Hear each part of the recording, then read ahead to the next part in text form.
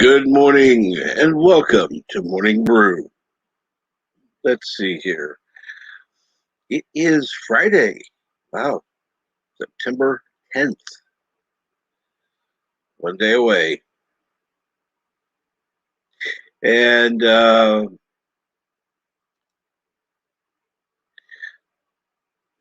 see here. Let me get that bookmark. I'm pinned.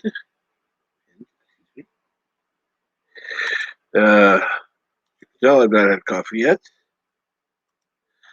Uh,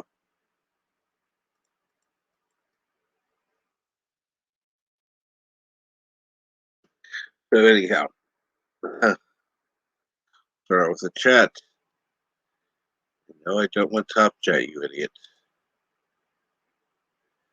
You know, that's one thing that YouTube ought to change. Instead of starting with top chat, start with live chat and let me change to top chat if I don't want to be uh, reading all the messages.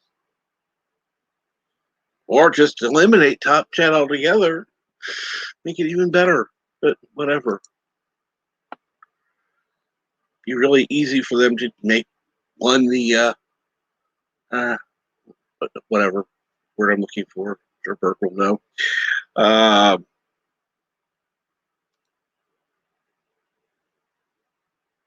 Hello world, it's Berto Prime 5, Cupla. Kapla.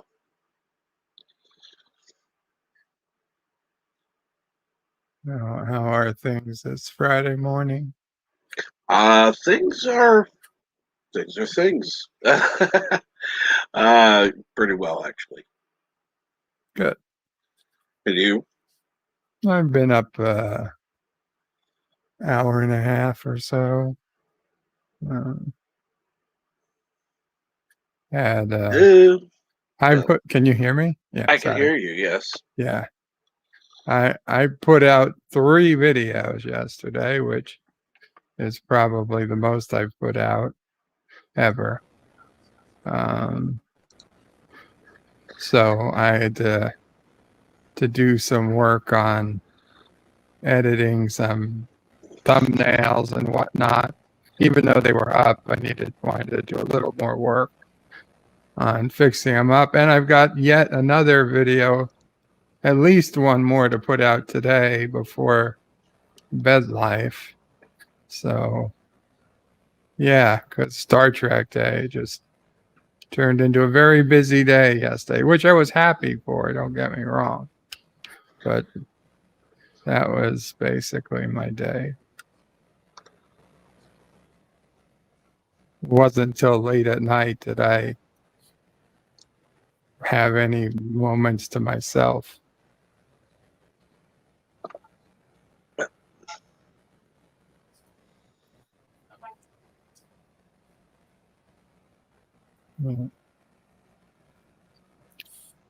Hello, Mar. Good morning. Hope you all are doing fine. Well enough.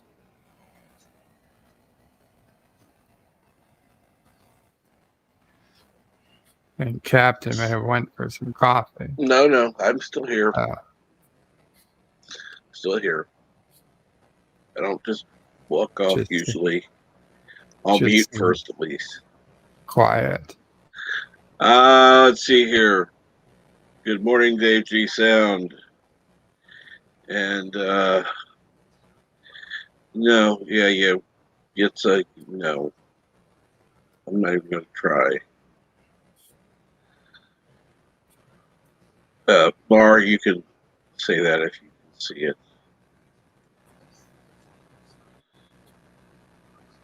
What? Grogan. Nope. Good morning. Good morning. Good dog. Good morning. Good dog. Good dog, Sassy. Good dog. And let's see here. Nope. That was not German at all. Well, I figured you would be able to read it better than I could. Did I have flour of some sort? Only if I want to try to kill my.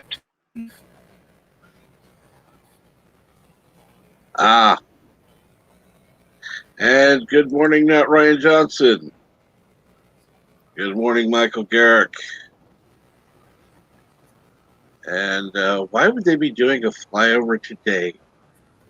Unless they want to do it on a Friday instead of a Saturday? I don't.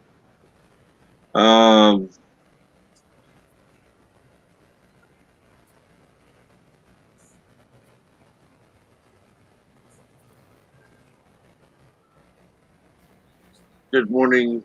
Good day.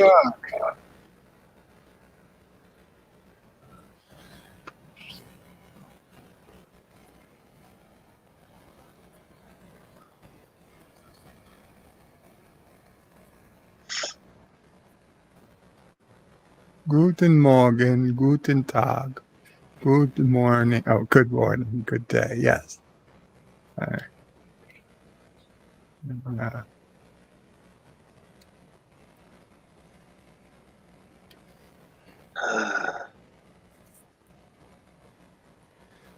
You always learn something new. I didn't know that Bird speaks perfectly Turkish. And by the way, why would you say good morning? It's afternoon for you, Gitsa. He knows that it's Eastern time. That's the standard. Central for the time. internet. No. Central time. Yeah, no, you're mistaken. Central time. It is.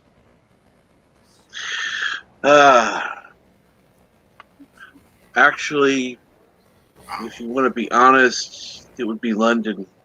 That would be the focus because that's where the time actually.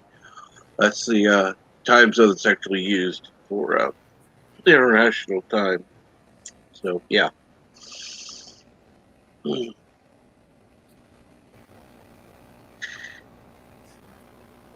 In that case, it would be. Which time zone has been to the moon? Yeah. Eastern time. And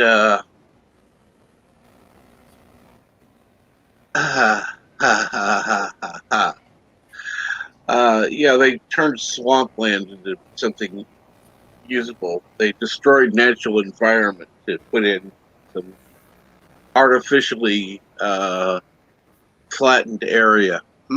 That was smart.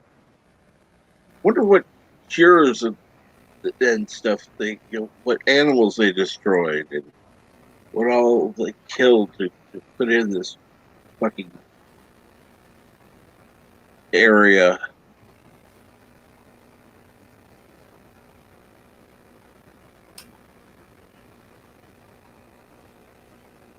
Not Ryan Johnson. My video today is the Prodigy trailer. I wouldn't say there's a rant just so much as I disliked it a lot. That's also an episodic song. Okay. Really? I steal a helicopter and they come with military helicopters to get me down? Sure, why not? Me down? Yeah. Well, unfair. Well, jump out onto a military helicopter and steal it.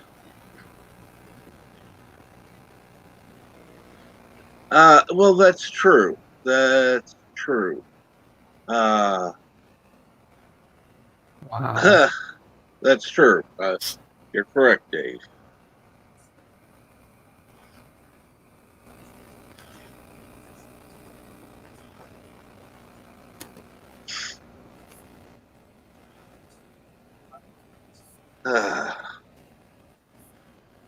So, anyone who has any stories for tomorrow, be prepared. Pass the word. Let people know. That's going to be the topic for tomorrow.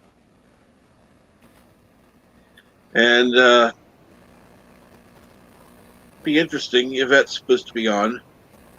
It'll be interesting getting and I hope Mar will be as well. It'll be interesting getting some perceptions from outside the United States on how it affected the world, because it did, without getting into anything. And yet, so you know how to use a microphone, so you can get on tomorrow too.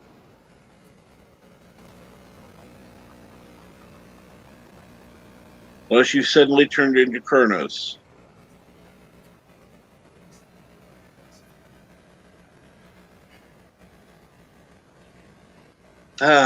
So what's going on with everyone? Hopefully you're having a good morning. Mine's going okay so far.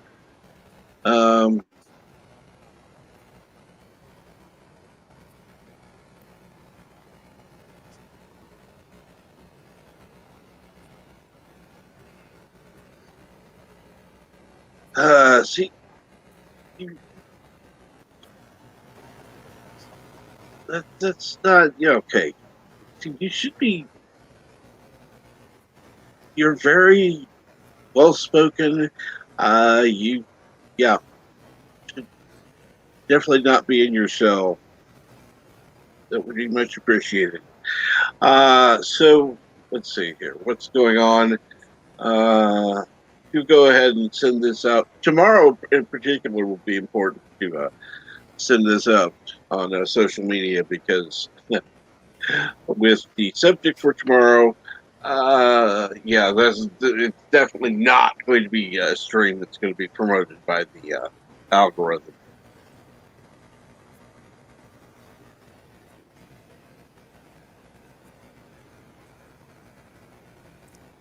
That's true. And even if you're a channel that's monetized, it will not be monetized.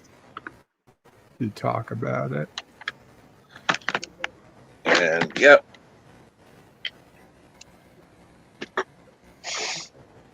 I know that there will be channels that don't talk about it. That's up to them, of course.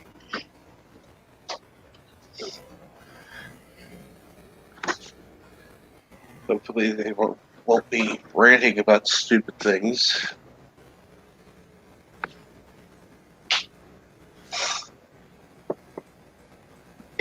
Much better things to do. But whatever.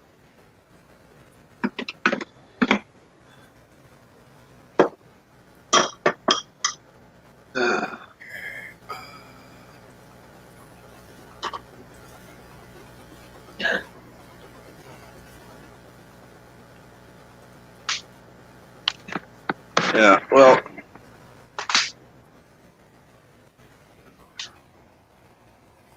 as I've said, I was going to try to do more videos, but after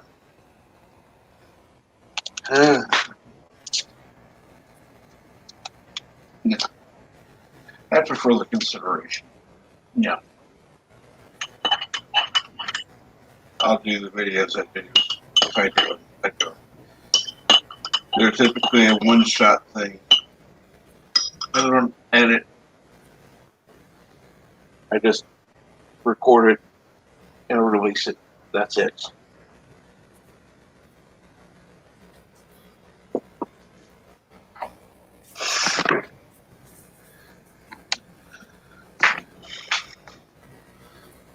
So, yeah.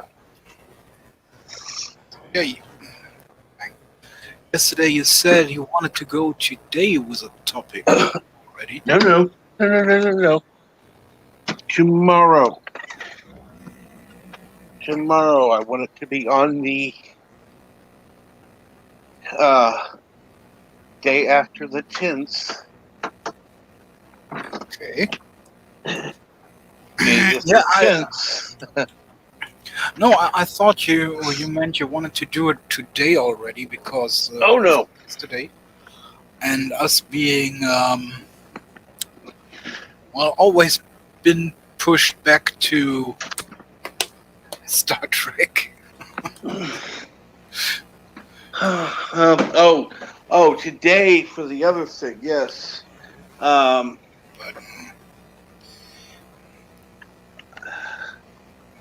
Yeah, it was one thing. You had people that were both on the panel and in the chat who kept pushing it back to Star Trek. It's like, really? Even I'm getting sick of Star Trek. And if we were talking real Star Trek, okay, that'd be one thing. But we were talking garbage Trek, and it's like, no. Or I should just call it shit Trek, since it is the replicated Apple. They created that one themselves. It's bad for shit. Well, by the way, Jitze provided us with Tom Schiff Surprise with English subtitles.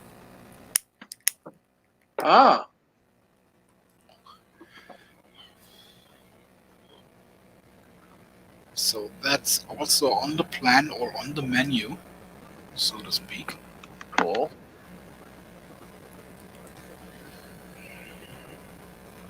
Oh, God. Oh, yes, I did end up watching Lower Standards yesterday. Oh, God. You know, Standard.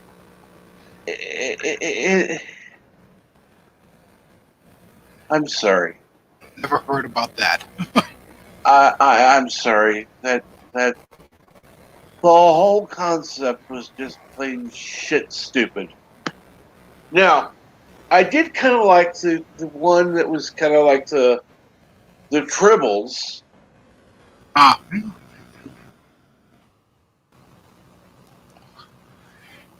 But yeah, then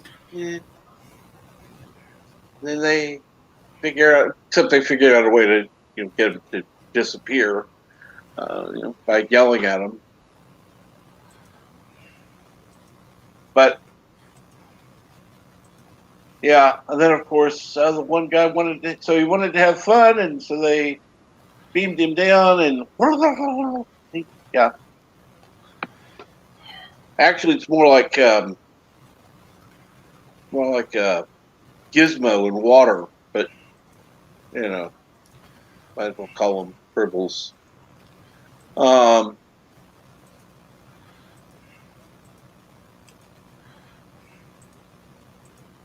But no. And then that one part in the bar. Yeah. You're talking. Kirk and Spock ended up in that bar because they were not allowed in the party. The captain? No, that's not it. He was allowed in the party, but he decided not to join. That was the story. And that's why I said I would believe it, because Captain Kirk was never really one for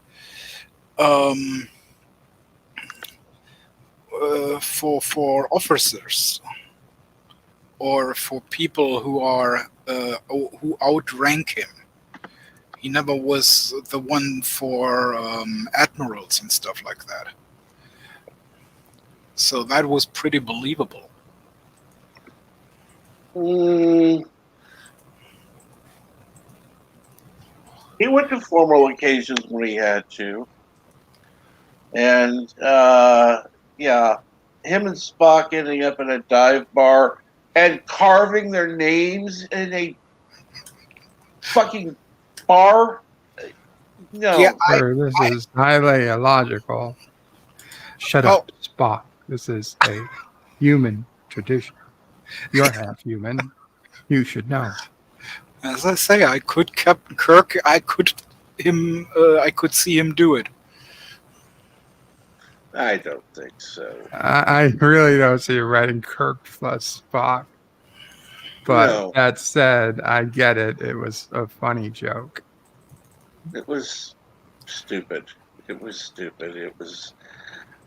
Yeah, no. This is promoting Kelvin timeline. I don't know what the fuck this was. No, yuck. Ugh, God. And I'm sorry. I'm sorry.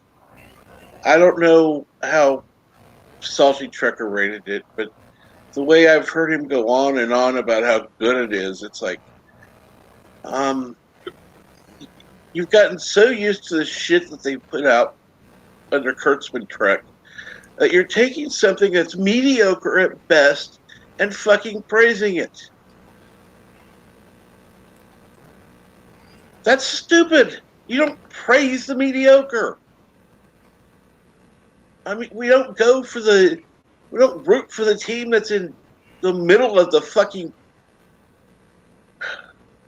field of you know, you don't go for, oh, hey, well, let's see here. There are 16 teams. You're number 8. Yay, number 8. Yay, number 8. Who cares? You want to be number 1, not number 8. I mean, hell, at least there's some dignity in being number 2. But in being team number 8, who gives a fuck?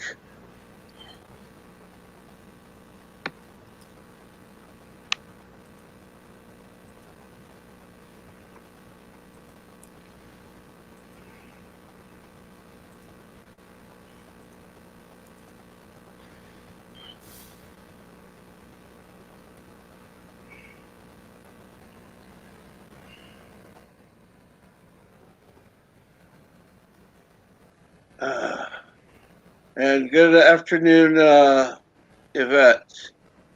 I don't know if you heard me before about tomorrow. I do appreciate that you will try to join tomorrow. By the way, Alexa, who's the best Doctor Who? Wow, Captain. It's like you turn in the knife. I'm just waiting for it. Okay. I'm just waiting for it. I say it because Yvette isn't there. Shut up, Alexa. Fuck you, Deej. Oh, wait. Bert is here. He could have said fuck you, Deej himself. Dropping in chat till I pass out. Ah, cool. And it sounds so much better if Bert says it.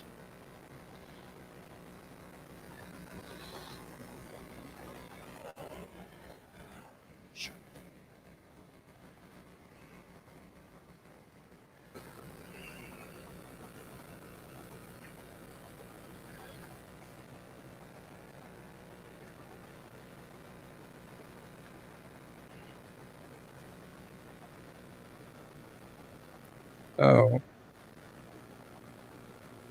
Let's see. Who do we have in the chat? Anybody who normally streams? No. And my nephew isn't here.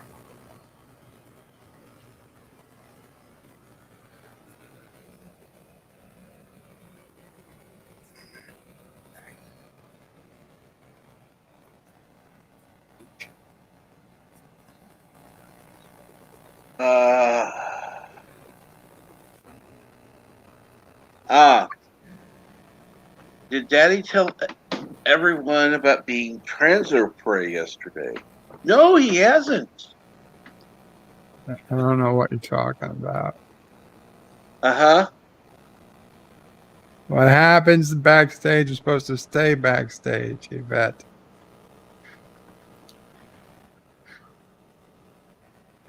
Apparently, I didn't notice because I wasn't paying attention. Your name. Anti-Tracker changed my name. Let's see, I've changed your name to Sleepopre when you were sleeping on the stream, but nothing like transoprey. Well, it was, if I recall, sleeping transoprey. Lord.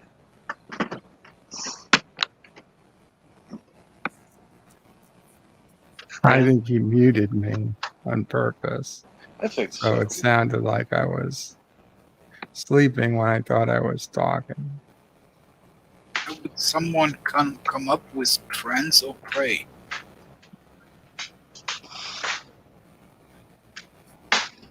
It happened on Salty Trekker's channel. Yeah, but it didn't get noticed until I went into the backstage.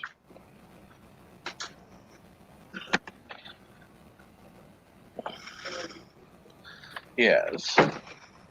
And that And makes you a trans person now, or I was transitioning from a sleeping to a non-sleeping Ah. person, I guess. So it's not trans but trans.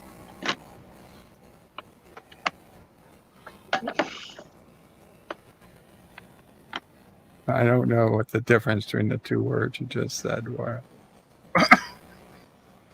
Transitioning and transgender. It's early.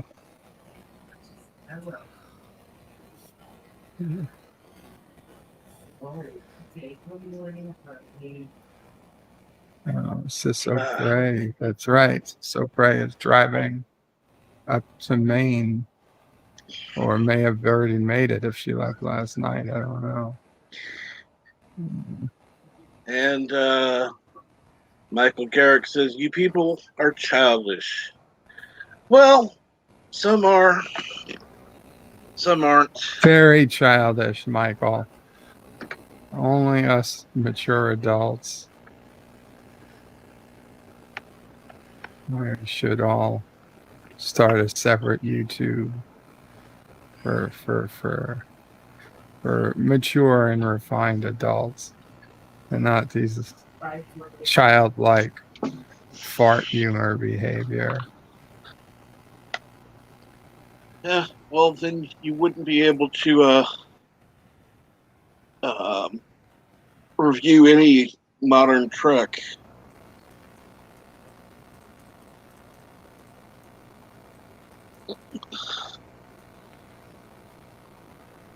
And I find it funny that people will compare, particularly season 1 of the Orville, to this shit. And it's like, yeah, but it's not Star Trek.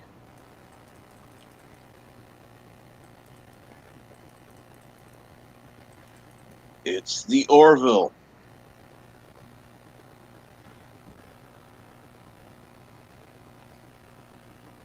Does it have similarities? Yeah.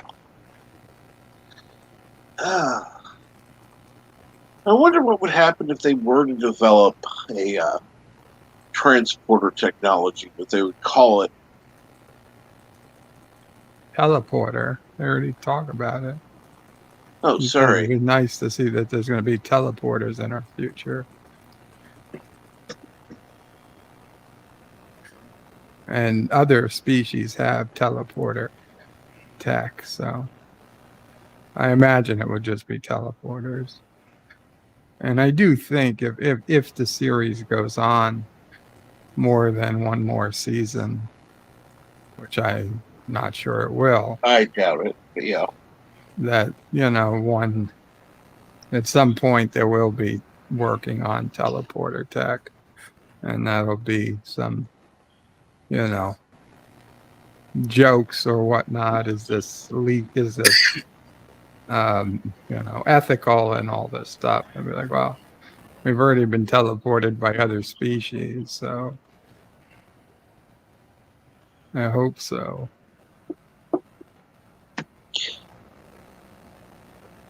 And again, like I said, it's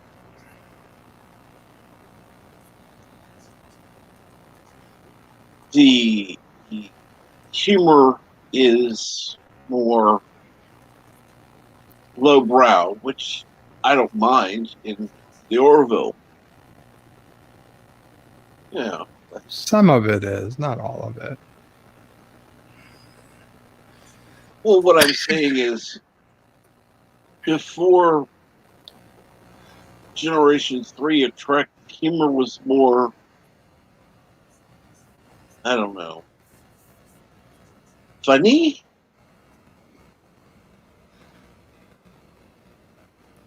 You know, not lame and moronic. Well, there was actual humor. I don't.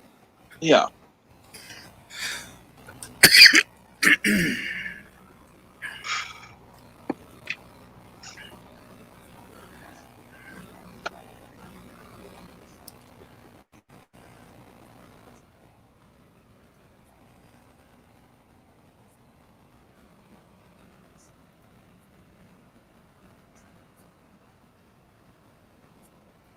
Let's see here.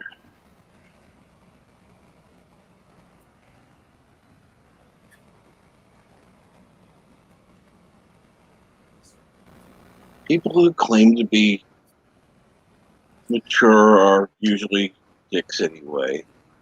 Well, I've got people calling me assholes everywhere, particularly on Twitter. And just because it's a private group doesn't mean I don't hear about it. So, yeah. I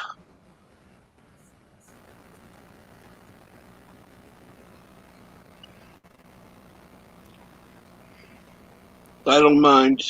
Call me an asshole, call me a dick, whatever you want to. Won't matter.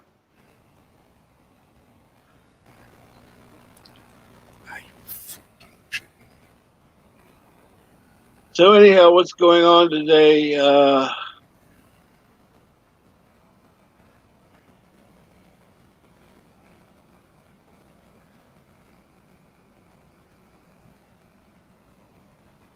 Well, you're going to ask me. Yeah, what's going on, Bird? I am seriously contemplating starting bed life an hour early. Cool. Any particular reason? Or just... Well, I really want to be done before Friday Night Sight starts.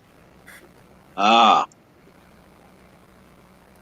I know it's not everyone's bag, but they're going to have Alex Jones tonight. And frankly, I don't think the video is going to last. I doubt it. I'm going to ask you a question. Yeah. Who the fuck is Alex Jones? Who is Alex Jones? Captain, if you don't know who Alex Jones is, then he's a very controversial figure. He's been kicked off YouTube, kicked off of almost all social media. He's a very outspoken person. He's probably 9/10 crazy, but he's been right about so many things in his own way. He's in the old days, he used to just be a conspiracy theorist, but then he actually went in and got footage of Bohemian Grove, and you could see old, presidents and important people conducting fake sacrifices to a giant owl in the woods of California. And it was this week-long party they have. He pretended to be a member from Texas, and he got video. He got arrested for it afterwards and whatnot. So the video is now illegal, but he did it. He got it. He used to just be considered folklore. Nobody believed that it really existed, but it did. He's the one he gets memed all the time about they're turning the frogs gay, and he turns out that there is chemicals that are turning the frogs well, if not gay, male frogs into feminine frogs, and stuff like You do that. know that normally that does happen in nature. with No, certain there are species. Yes, when there's too many too many males and not enough females, some will change.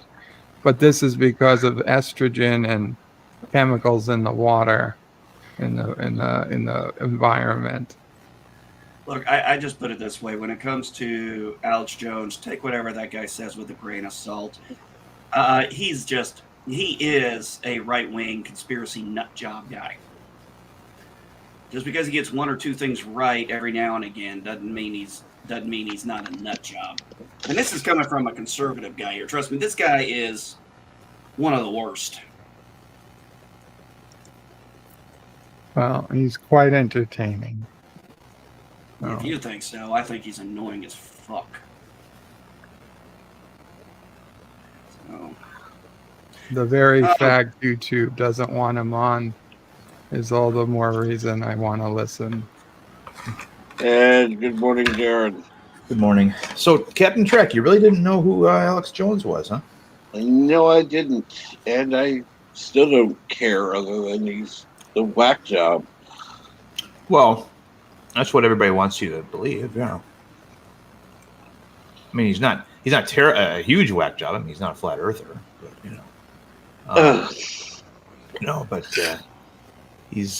he was the one. One of the things that he's known for was when Obama finally supposedly released his birth certificate, and they sent that document out to the media, in PDF format, and his guys were just analyzing it and finding all the signs of tampering and the obvious fakes, and he's like, I can't believe that the White House would release this. What's going on? And then of course that Sunday was, because he released that document on a document dump on Friday. By Sunday, no one was talking about it anymore because that was the weekend when it was reported that Osama bin Laden was killed by Navy SEALs.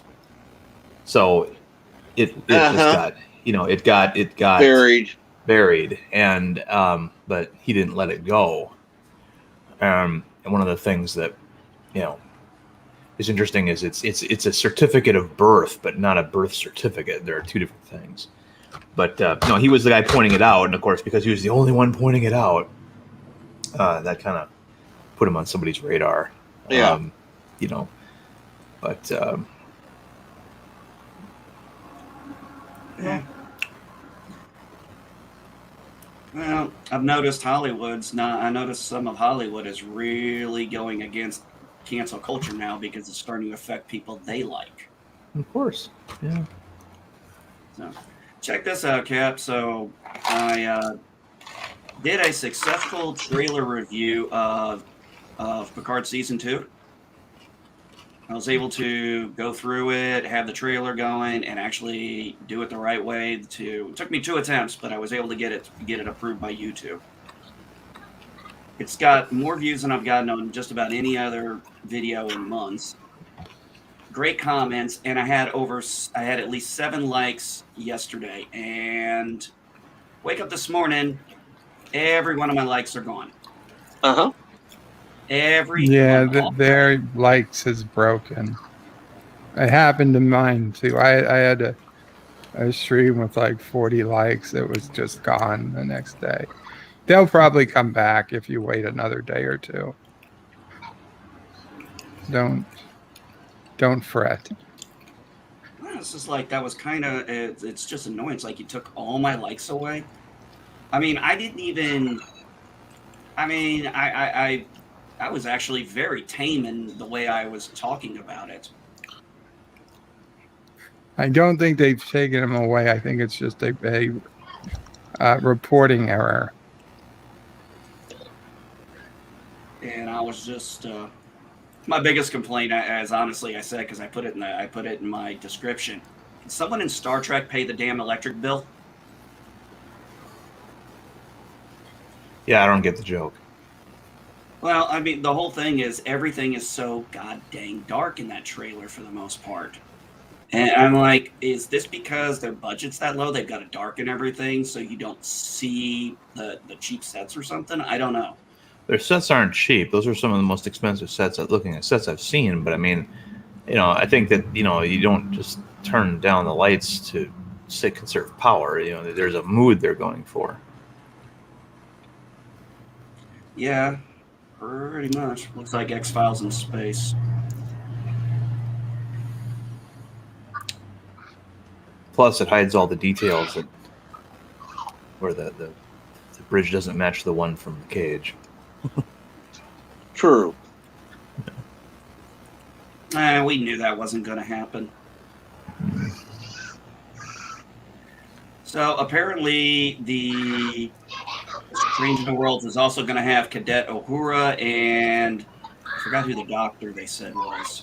Yeah, I'm not crazy about Mbenga. that at all. Yeah. Which is weird because Mbenga was a subordinate of McCoy on the original series. So what happened? Did he get demoted? I mean, that's not going to bode well. Maybe they're going with the. I don't know. Maybe it's confusing. Maybe they're going with that. With McCoy was a racist Southerner who deposed the black doctor and made him his subordinate later on. I mean, it doesn't make sense to me. No, because there was a chief medical officer. What was his name in the cage? Boyce.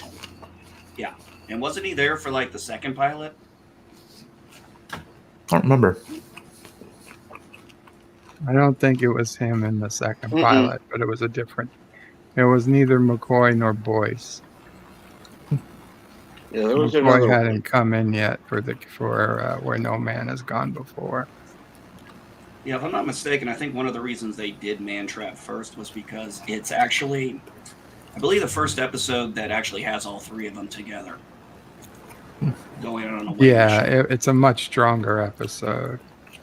They had the uniforms worked out a bit better. They had the casting worked out a bit better.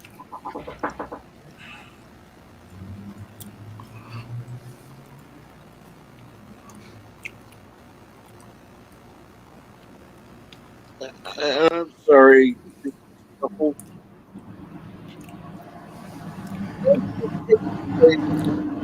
After the cage. What's that? Is this series taking place after the cage? I think so, because the clearly Discovery Season 2 took place after the cage.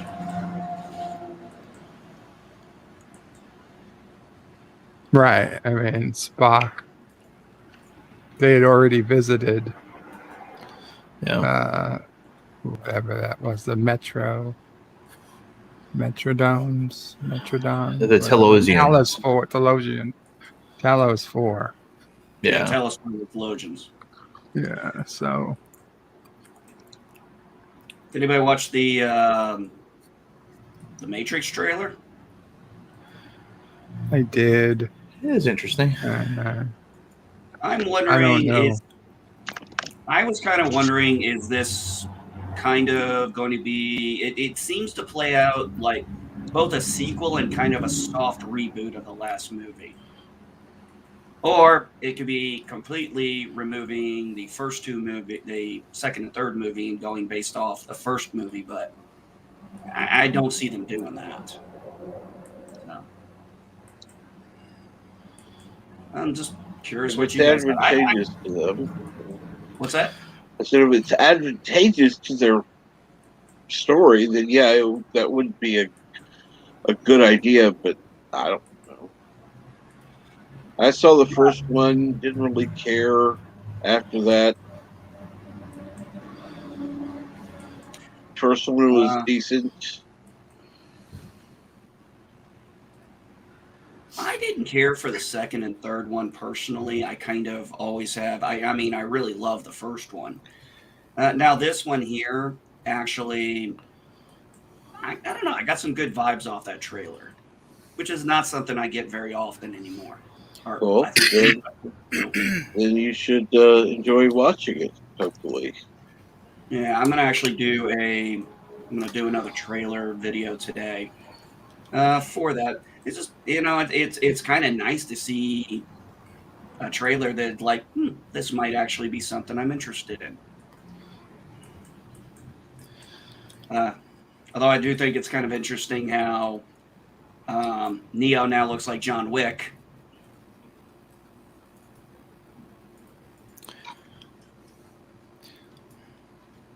I was not interested in the sequel trailer or the sequel at all. And watching the trailer, I got mildly interested, but still not, LDG interested, Yeah.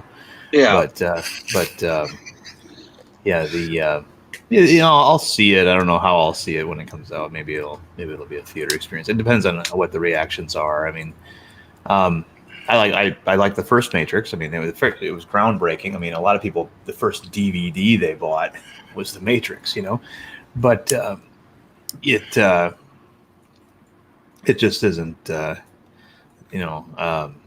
formative movie experience from my childhood or anything like Superman the movie was, or some of these other things that we see today. But I mean, yeah, I'll check it out. I have a feeling what I will do is I'll wait a week or so. I'm not going to go see it opening weekend. That's just I don't do that anymore. But I can't think of a movie that's going to come out that I want to see opening weekend. Well, not this year. Top Gun next year, yes, that I would like to go see opening weekend. They're pushing that back too. Oh. I believe it's set for February 2022. Oh. I'd have to look it up. I know it's been pushed, but I think they're trying to maximize asses and seats for that. Yeah. Now, then again, I also do have HBO Max, so it says it's going to be on HBO Max too, so I might just watch it at home. And if that's the case, then yeah, I'll watch it opening weekend. Yeah, Michael Garrett, I'm the same way. I got HBO Max, so I'll probably watch it that way. I don't have HBO Max. Don't even want to think about getting it. So don't have whatever. The only reason I'll watch Matrix 4 is because it'll be on HBO Max. I feel about the same way I do mean, about even if I could get to the movie theater, I wouldn't. Matrix 4 as I do, Avatar 2. Oh, I put Matrix 4 above Avatar 2. Avatar 2 I wouldn't even watch, even if it was for free. Wow. Dave G. sounds, why does that not surprise me your first VHS was Mad Max? Considering you just bought the car from the police car from the movie recently.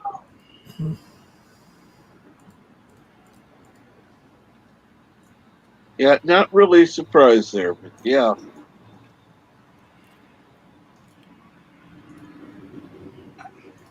I think the first VHS I ever owned was a Star Wars trilogy. I got them all for Christmas. The same year we got the VCR. I guarantee you the first VCR tape I got, VHS tape I probably got, was most likely something Disney related as a kid. Yeah.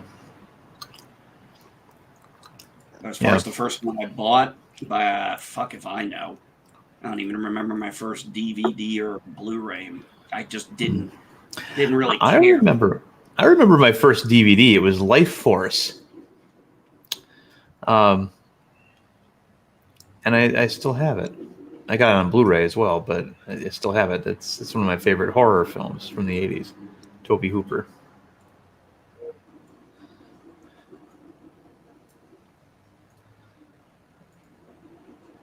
And why do you like it?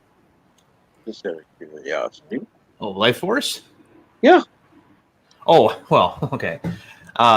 It's okay. So the movie transforms genre 3 times during the film. First of all, it's an outer space thing where the space shuttle Churchill investigates Halley's Comet and finds a spaceship in there. So it's very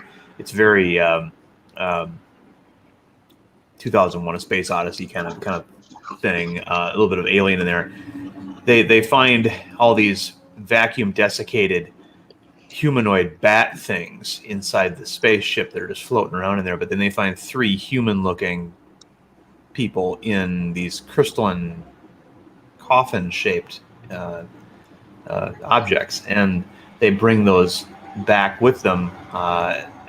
They wake up and kill the most of the Churchill crew, and they crash land on Earth, and it becomes this thing where these are the truth behind the myth of vampires.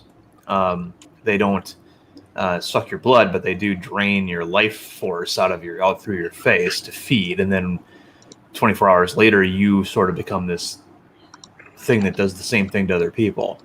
And so it goes from being a space adventure to a horror film trying to find a monster, and then it goes to a end of the world zombie film at the end.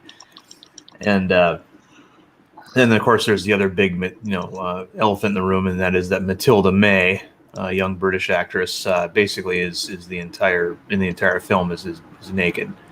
And when I saw it, the hormones were starting to kick in, so that was that was a big part of why I remember it. But Patrick Stewart's in it in a very bit role. He plays warden of a insane asylum.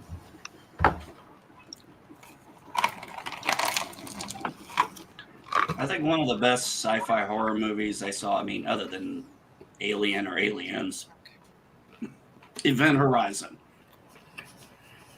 with Lawrence Fishburne. Thought that was a really good movie.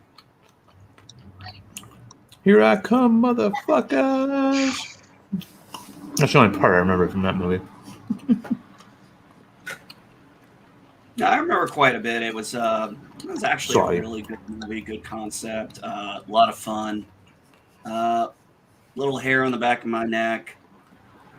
The last movie that generally made the hair on the back of my neck stand still was The Ring, the American version.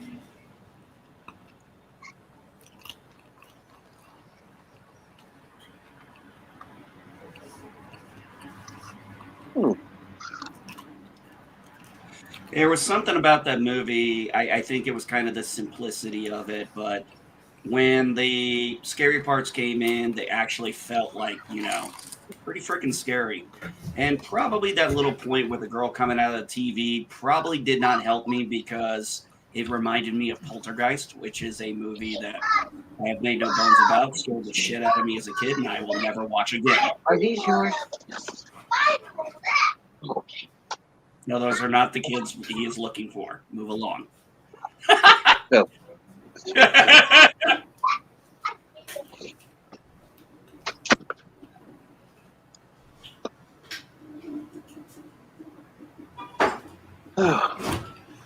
I'm sorry, Cap. I couldn't resist.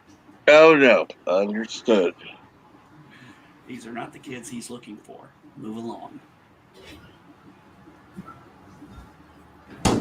Finally, I found my Illudium glasses. 232 explosive space modulator. Yes, I know that was a shitty Marvin the Martian act.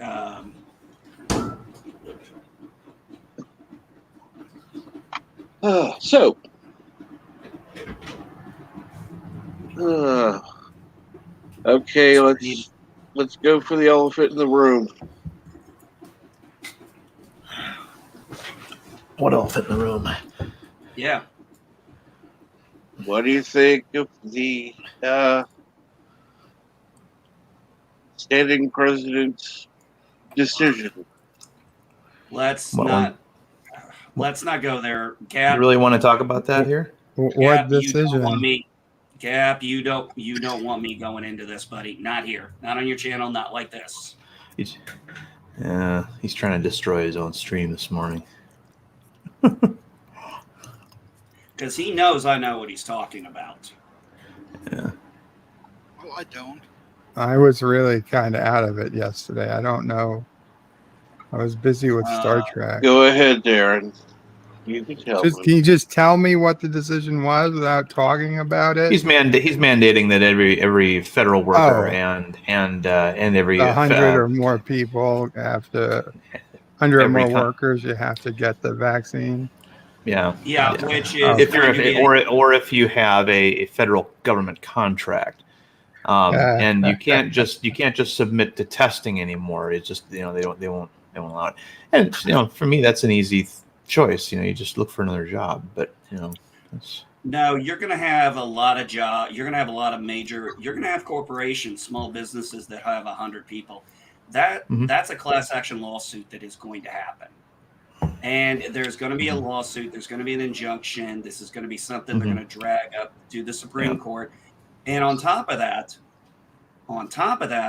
he's also stated that if these governors won't do what the local schools does, he's going to use the Department of Education to get them out of their way. And he's stating that if they refuse to pay the workers, the teachers, that the federal government is going to pay them. And I'm like, you don't have the authority to do this. Yeah.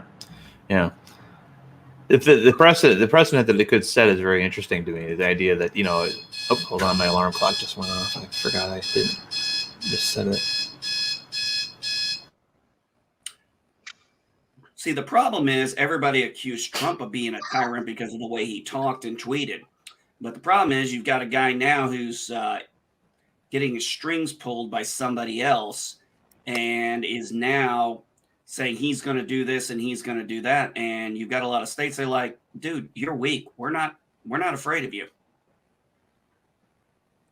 And it always cracks me up that the left forgets there's a 10th Amendment until they lose the majority in the House, the Senate, and the President. Then all of a sudden they remember there's a 10th Amendment in the Constitution. And then they remember there are limits to the executive branch's powers. But they only remember it when it's convenient for them. Yeah, the precedent that it could set, of course, was when he said, this has nothing to do with your freedom or your rights. Bullshit. I know. The next obvious step in this evolution would be to start going after your guns for public safety reasons as well. Despite the fact that we have a specific amendment for that, Yeah, well, let's not try to pivot with it.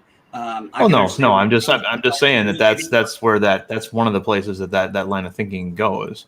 Yeah, it does. And so if they can get us past this, then that's where they go next. Well, it's going to be interesting. I'm waiting to see what's.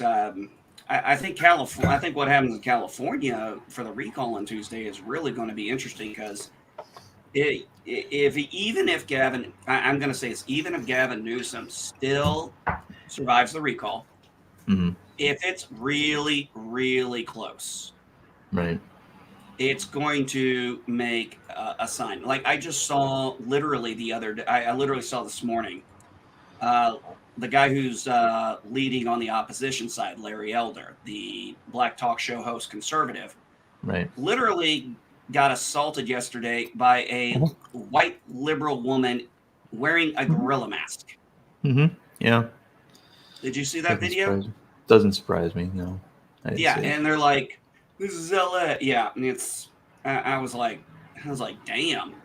I was like, if this guy was a liberal and this had happened, this would be front page news. But because he's a black conservative, or as I say, he, as far as the left is concerned, he's a traitor because he left the plantation.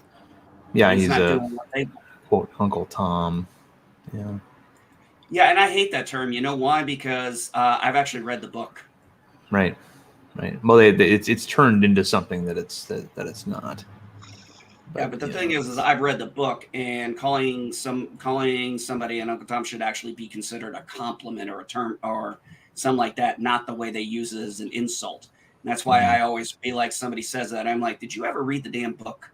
Oh no, of course not. They just know the reference. Right. They know the reference and have no clue what it means. Yes. They have no clue what Uncle Tom did during that entire book. Because if they did and they read it to the end, they'd say he changed lives for the better. Yep.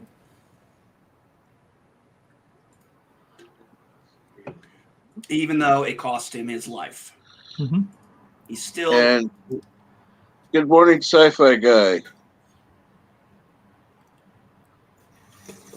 So, it just annoys me that, people make references and I'm like, you really have no clue. You can tell when someone knows a reference and when they don't know it. But when you have some like that, it's like you're making a reference to a book I know you haven't read. Right. And I know you know nothing about the character you're referring to. You're just regurgitating talking points that people have been telling you all your life without doing any goddamn research. Mm-hmm. Well, I feel the same way when people talk about Robin Hood. The left, for example, like say, oh, when you take from the poor and give to the rich, that's Robin Hood in reverse. And I'm like, well, no, Robin Hood didn't actually rob from the rich and give to the poor. He robbed from the state and gave it back to the subjects of the state. His arch enemy was the sheriff of Nottingham. That's a, elected position. He was, after, the government of the time, and but it's a what do I want to call it? A reductive spin to say that he stole from the rich and gave it to the poor. They were getting taxed. Yeah, go ahead. I like how you said it. He robbed from the state and gave back to the citizens. Mm-hmm. But when it comes to it, this is how this kind of stuff works. This is kind of how this stuff happens. You have. Okay, go outside, Bubba. And I'm continuously amazed by what the left can do with language, and how they can just so effortlessly change the definition or alter the definition of a word and start using it. Yeah, have you noticed though they've gone on this new tactic, and I mean that's what they keep saying, or at least Joe Biden keeps saying it. He's saying, "I get out of the way," or "I'm going to get him out of the way." In other words, if you don't do what I want, I'm going to do everything I can to remove you. That's how it's coming off. But because he talks soft and he talks like an old grandpa, nobody's realizing. It's kind of like. They're like, oh, okay, I understand this. That you don't realize that while he's talking nice, there's a gun at the back of your head. Right. They're starting to turn on old Joe, though. I mean, there was a lot of embarrassment in CYA involving the Afghanistan withdrawal, and you mean the fucking debacle? They got 13 of my brothers and sisters killed. Because of his complete and total fuck up. Well, I can tell you, I don't know what happened back then, in terms of what happened in the office. But I mean, what I speculate is that he wanted to be able to say that he was on the 20th anniversary of the invasion of Afghanistan. He's pulled everybody out, and he wouldn't compromise on that. And more than likely, I can just see this happening. It's like his aides arguing with him, trying to say we need more point, we can't do it by that time, and then having his wife come in going, "Oh, you're upsetting Joe. Everybody just leave," and because old people are like that. They get an idea caught in their head, and they won't listen to anything else but that. There was a president. I'd have to look it up because it's been a while. But there was a president that had, I believe, an illness or something that popped up, and it was literally his wife was running the White House. Yeah. I can't remember the exact president, but I do remember the history of that. So, I would not be surprised. And, it's concerning because you can get him in one, you get him, he's somewhat coherent at one point, and then other points, he's like falling asleep, stumbling over words, and it's kind of like, how do you not see that there is something mentally wrong here? This isn't hyperbole. This isn't conspiracy theory. This is just look at I'm going to say this. I'm going to pull a left. Follow the science. Why don't you look at all these videos of him and notice how inconsistent he is with his demeanor, his behavior, how he talks. And then he slips up things like, I'm not supposed to take any questions, I'll get in trouble, or They instructed me or they told me. It's like, Yeah. dude, why Yeah. are there people telling you? They should only be Right. advising you, not Right. telling you you're the president. Right. And he's saying words and everybody that certain people, they just want to brush aside, whereas I'm hearing them like, as a conservative, and I'm no conspiracy theorist by any stretch of the imagination, but he's using words to me that are actually kind of scary coming from the commander-in-chief. Mm-hmm. Yeah, well, I'll tell you why they haven't already gotten rid of him. That's because who takes his place? Well, they're going. Yeah. Well, the one conspiracy theory I've heard that I said, might have some merit, we will see, is that they're using as a placeholder until 2022. They want to put Kamala Harris in and then figure Kamala Harris could win 2 terms directly and get 10 years. The problem is she's, 1, not very popular, and 2, not in the limelight. I think like you did, Darren, I think he wanted a photo op for tomorrow, and he botched it terribly. We had people killed. This was very poor strategically done in the strategic level. This was horribly mismanaged. If this had happened, and if a military leader had left people behind, he'd be court-martialed. And this is not joking. This is 20 years of military experience. But the only way to remove a president is 2 ways: impeachment or 25th Amendment. Those are the only 2 factors, other than, of course, voting the president out in the next election. But the only way to remove the John Wilkes Booth method, Yeah. I'm not. No. It's not a viable option, but unfortunately, some people think that is an option. No. I will never support that kind of thing. Nobody said supporting Nobody's saying it.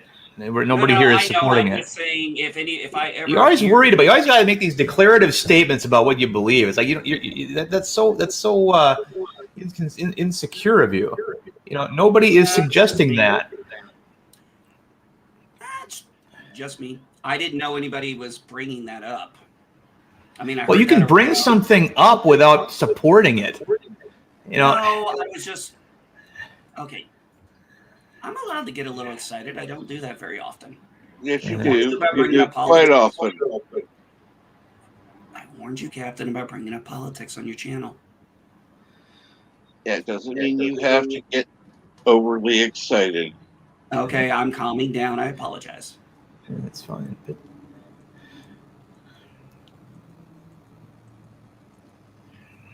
What I find funny is, of course, and funny, when I say funny, I don't mean funny haha, I mean funny peculiar, right? Right. Is how Trump's little public statement on the withdrawal of Afghanistan was regarded as so much better than Biden's. And actually got more views. Yeah. Well, unfortunately, we will never know. I can only deal with what, unfortunately, I can only deal with what actually happened. And I probably got a little more emotional because, it's still recent. The whole thing with the 13 deaths kind of affected a lot of us. In the withdrawal, it really has struck us. Well, I put it this way. I've talked to probably 20 active duty and veterans other than my wife and I. And, a lot of them have said relatively similar things that I've said. And I said, well, if I'm talking to 20 people I know, and my wife's talked to at least 10 or 15 she knows. And mind you, my wife and I do not talk to the same veterans because she worked in a different department than I did. I said, if upwards of 30 of us are feeling this way, I said, I can imagine what it's doing to the rest of us that, Well, it's ridiculous because you see a week earlier, Biden's like, we won't be leaving people behind. This won't be like Vietnam, and it turned out to be almost exactly like Vietnam, and there was no way around it. And I don't see why anybody assigns him any credibility at all at this point. But I guess they kind of have to. I don't know. Well, they keep trying to focus on the number. That's how they're saying, well, this was the most successful airlift. No, you just got a lot of people out, but you don't know who they are, and they're still Americans. So I'm sorry, but to us in the military, that means this was a failure. Yeah. Of course, it was a failure. Oh, I know it was a failure. It was a goddamn disaster. Unfortunately, people still want to look. I told people, they were like, "Oh, if this had been under Trump, you'd be." I said, "No. If this kind of debacle had happened under Trump, I'd still be pissed." I get the distinct impression that this would not have happened under Trump, given what he, given his record while he was in. I mean, well, it was interesting when they say, "Well, nobody could have predicted the Taliban would fall that quick, or the Afghan government would fall that quick." I'm like, yeah, we did. We all knew it was going to fall. We look in the military. That was a joke. It was just an open, dark joke. We all knew that once we left, the government was most likely going to fall. We didn't believe for a second it was going to last. Once we went nation building, that's when most of us in the military started to grow. And it's like, fucking A, really? We're going to try this shit again? How many times has it worked out for us? I mean, you look at our history of nation building, it's not exactly a stellar record. Well, Taliban's also was hunkering in those mountains, and they had a perfect natural spot to wait it out. Well, you got to also remember, you're looking at a country with still living under mostly. Okay, you can say they had a stable government. Okay, fine.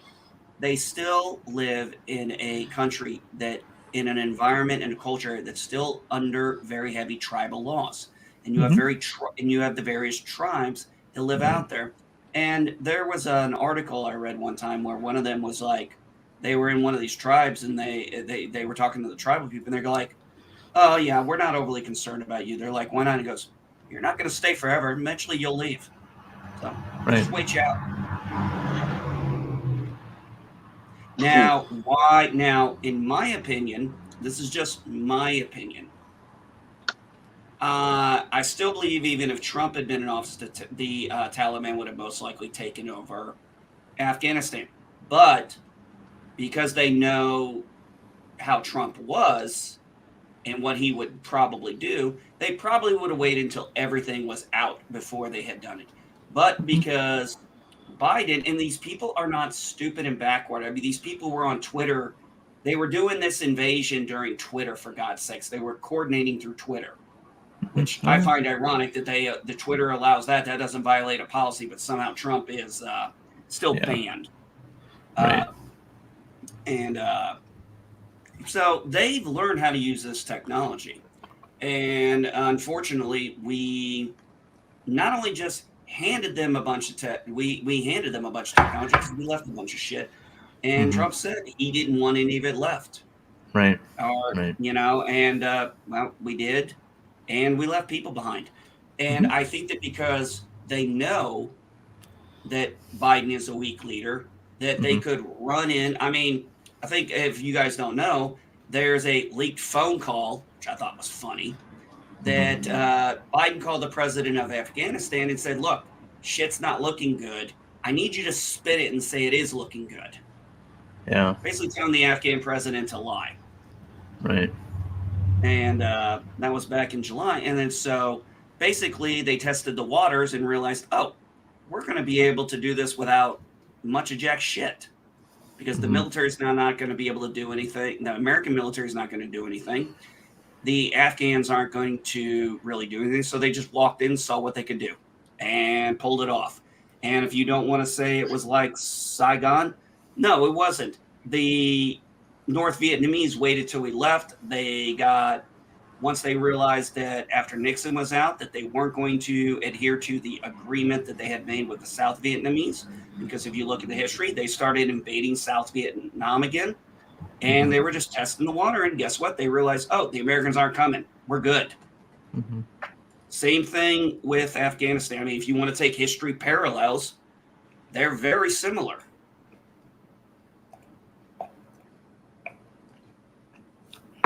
Well, at least we lasted longer than Soviet Union in there.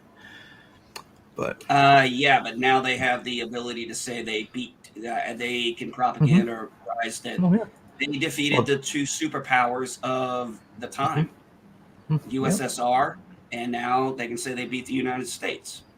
right. And then I hear idiots who say, "Oh, all that equipment's going to need maintenance. They're going to need batteries. They're going to wear." I'm like, I'm pretty sure the Russians, the Chinese, and the Iranians will have no problem helping them out with this stuff. Oh, they'll sell it. Yeah, they'll sell it to them for stuff that they understand and need. Yeah, I mean that's they're not gonna reverse engineer that stuff. No, they're just going They're to just gonna sell it. But, and they're like, well, they don't have any pilots. I'm like, I'm sure the Russians, Chinese, Iranians will be more than happy because they're like, those people don't even like each other. No, they don't have to like each other. They just have a common dislike, and that's America. Right. No, they'll be selling it all to whoever will buy it. That's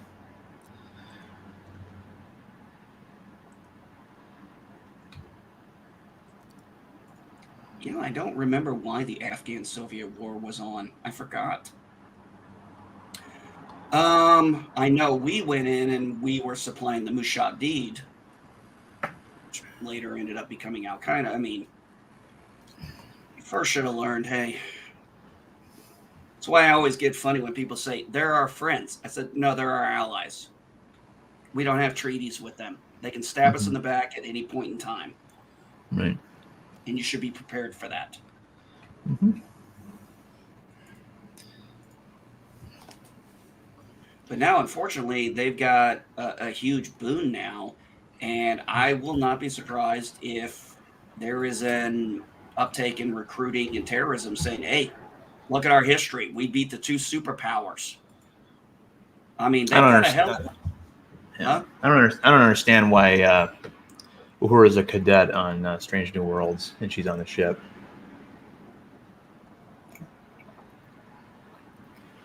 Okay, we're going back to Star Trek. Well, you're starting to repeat yourself. I mean, you've already stated things. So, I mean, Oh, sorry, I repeated. Oh, my bad. Yeah. But, this idea that you have cadets on the ships, like Cadet Tilly, and, I mean, they'll point to Star Trek 2 and say, see, I'm like, the Enterprise was a training ship at that point.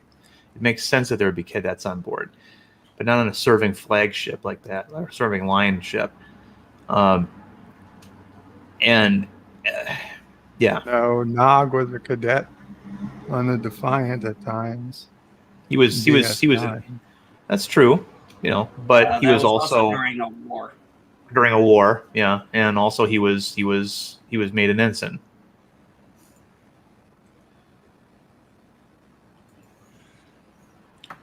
You know what's funny? What's funny? Ensign Kim gets back and Nog out now outranks him. What's that? I said it's funny. Ensign Kim gets back and Nog already outranks him. Well, I mean, that's just, charging Voyager with writing problems is like handing out speeding tickets at the Indy 500. It's, it's like, exactly. Of course it's going to happen, You think the Indy 500's crazy? Try going to Indianapolis and driving around 465. Don't give a shit. But and then of course, Uhura doesn't look. I mean, yeah, they hired a black actress, but she doesn't look anything like Uhura, and she's. I don't even think she's sitting in the right chair.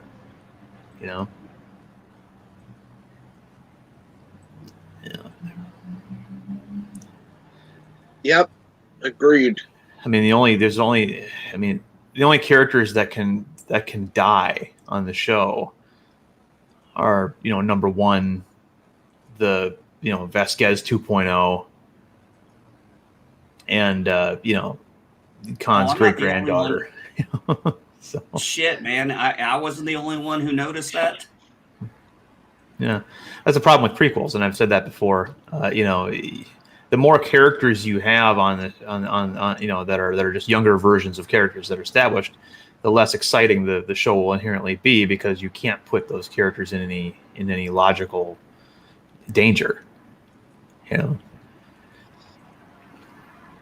And if you do, let's say for example, you have Uhura goes out on an away mission or something, and kind of like with Neelix's lungs, let's say she gets injured in a very dramatic way and has to have, like, you know, or just is missing an internal organ, or has a you know, organ replacement of something, you know, with a problematic piece of technology or something.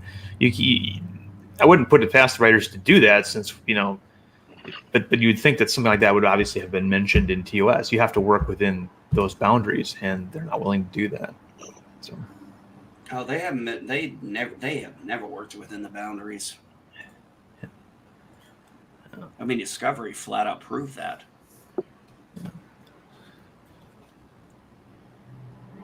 Yeah. And they say, oh, it's canon, it's in continuity, you know, because they say that to get people to watch it, hoping that they would forget that was said and that they'll like it. But, you know, all it ends up doing is upsetting the fan base,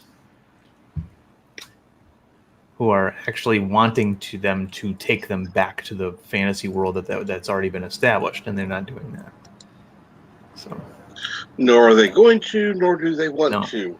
Well, if you believe the Secret Hideout version of events, they can't. There's assets and designs that they would have to pay extra for from the subsidiary Paramount.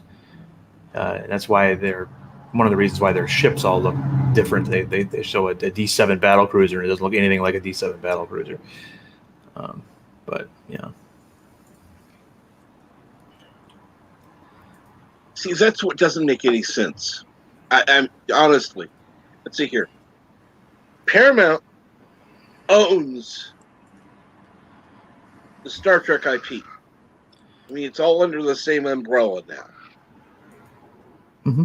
Secret Hideout runs Star Trek.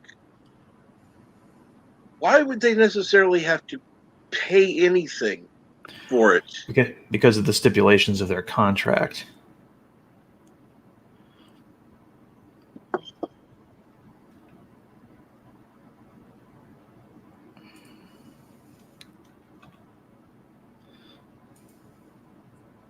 I believe that Secret Hideout licenses Star Trek from Paramount. They don't run it from them. Right. It was an agreement that they would be the exclusive distributor of Star Trek for a set amount of money they're paying Paramount. Mm-hmm. And this is why I don't regard any Secret Hideout material as being authentic. It's a licensed property. It's no different than Star Trek Online or pocket books novels from the 90s. You know, the fact that it airs on something that looks a lot like television, and they can hire, you know, established actors supposedly to, play their original characters in name only, is not relevant to me. But, you know, I understand why somebody would disagree with me on that. Certainly certain people do, especially ones that are flaky and white. But, you know, it's how I see it. And, you know, it wouldn't be hard at all in this environment for somebody else to acquire that license, say, sorry, everything that was produced by the previous, license holder is no longer valid, you know, and I'm waiting for that to happen. Yeah.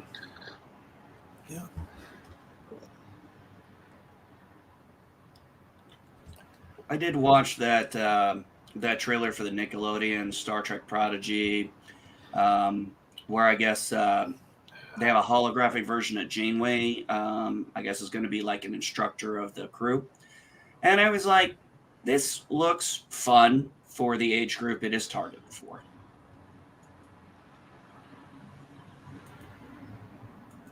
I think that one can be a little more I could be a little more forgiving over, because it's not supposed to be a Federation crew. It's not supposed to be, you know, starship run by the, you know, The tone and aesthetics and the humor they were going for is very similar to a lot of shows I saw with my kids around, this 4 to 10 range, which is pretty much what that show is based for, is about the 4 to 10 range. And I have absolutely no problem with that.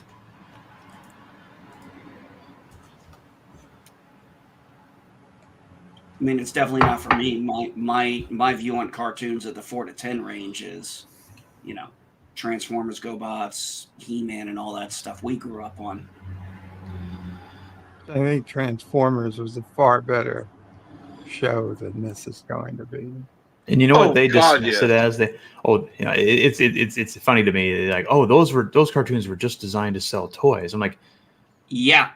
but they're better cartoons.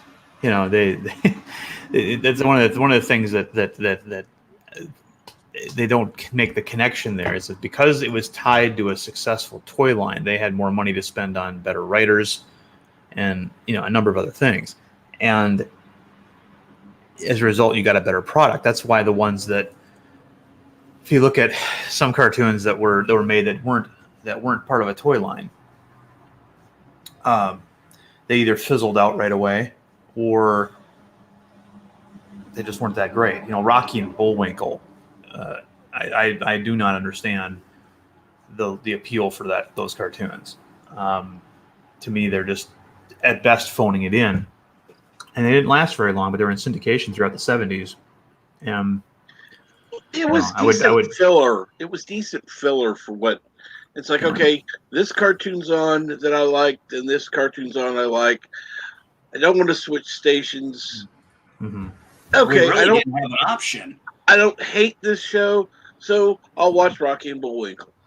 I'll sit through Fat Albert to get to Black Star or something like that. Yeah, you're right. Yeah. I had. Good reference.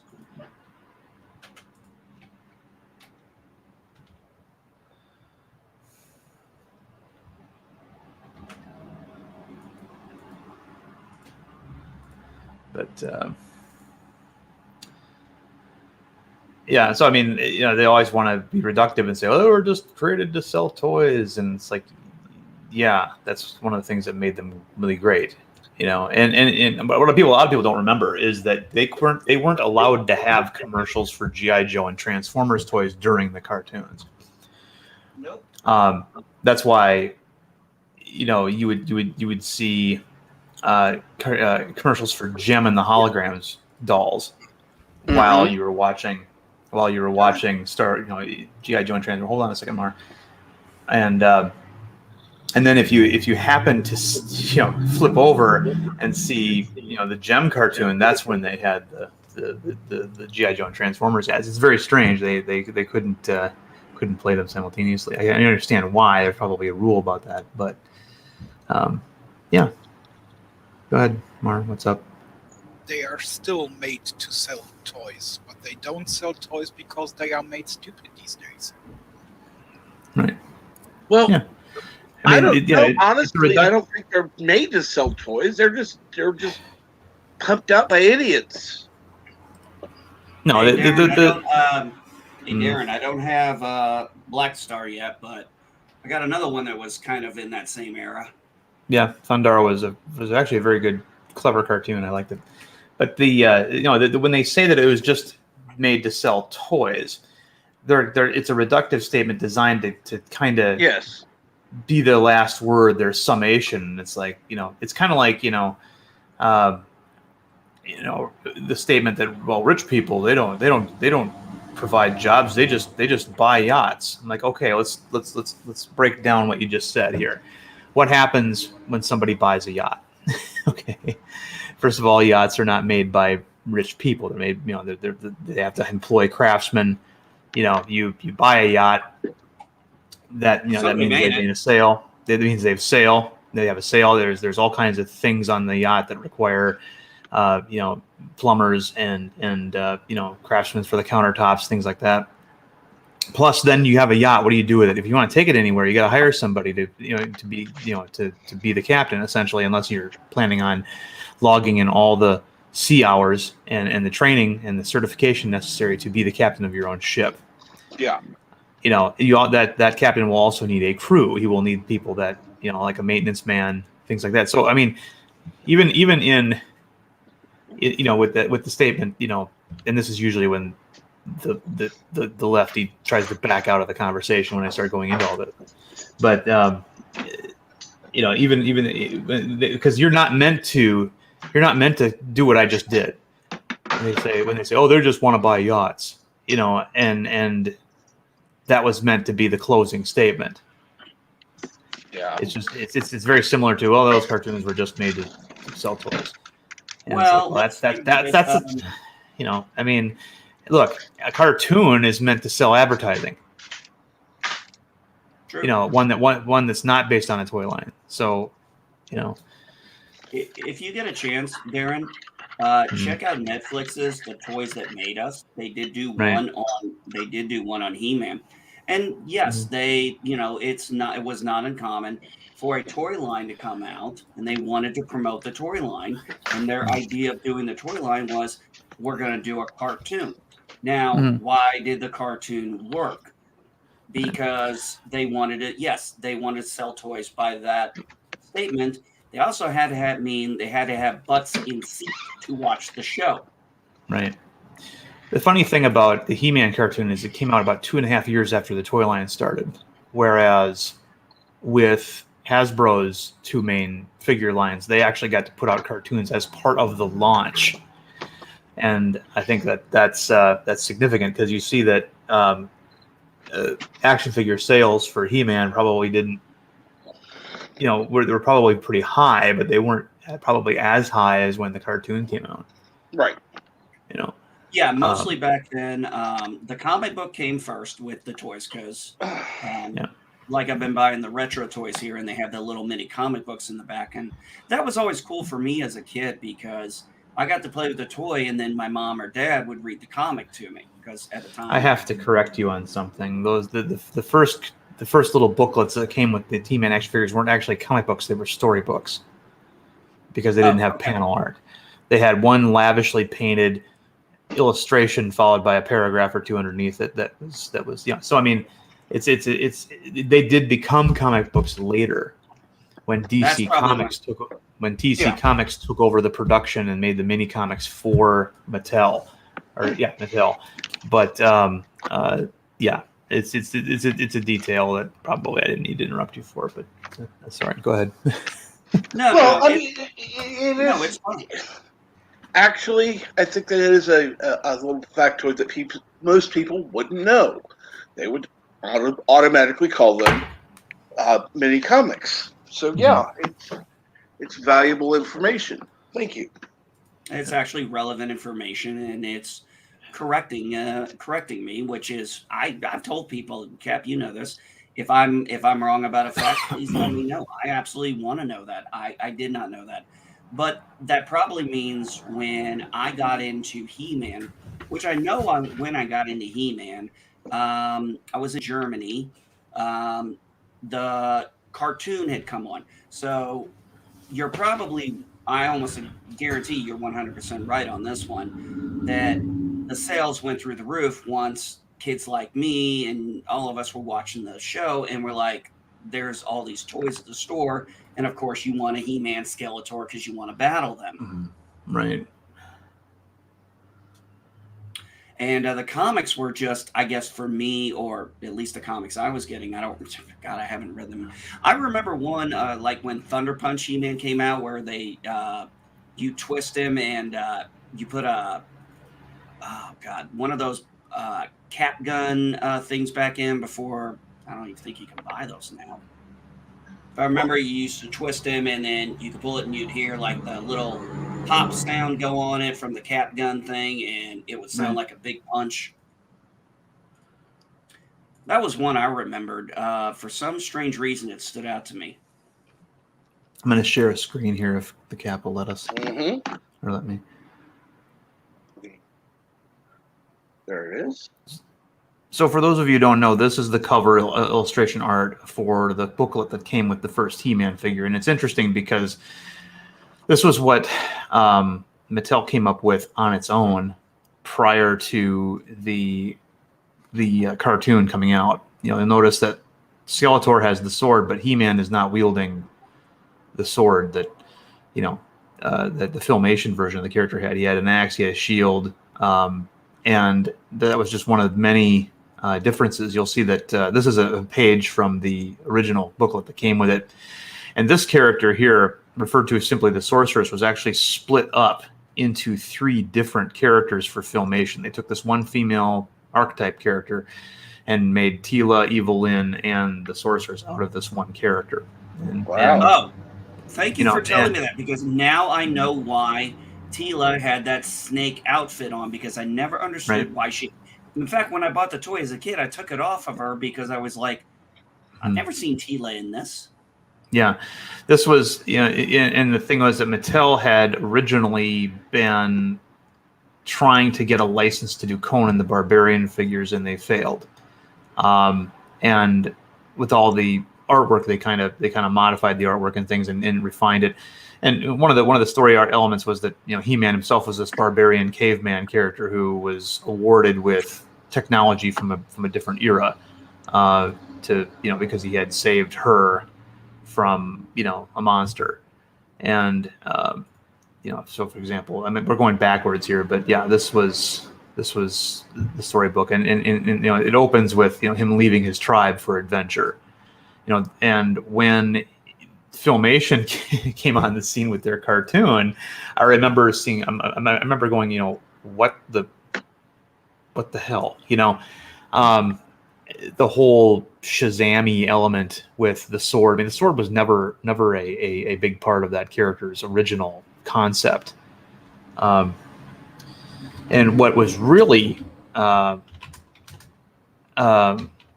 interesting was, are any of you familiar with a cartoon that came out in the 70s called Young Samson and Goliath?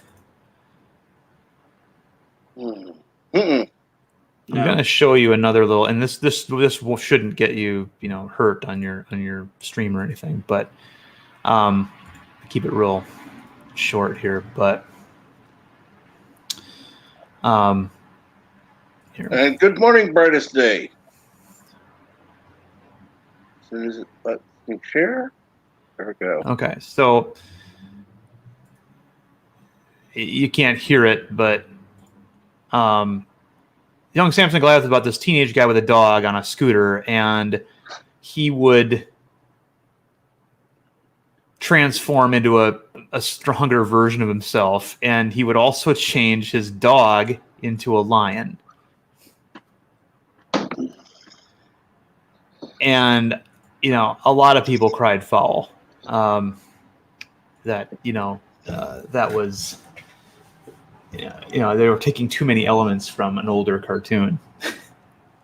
I don't know, but yeah, I remember watching the first episode of the He-Man and the Masters Universe cartoon and thinking, this is just not right, and I didn't watch it after that.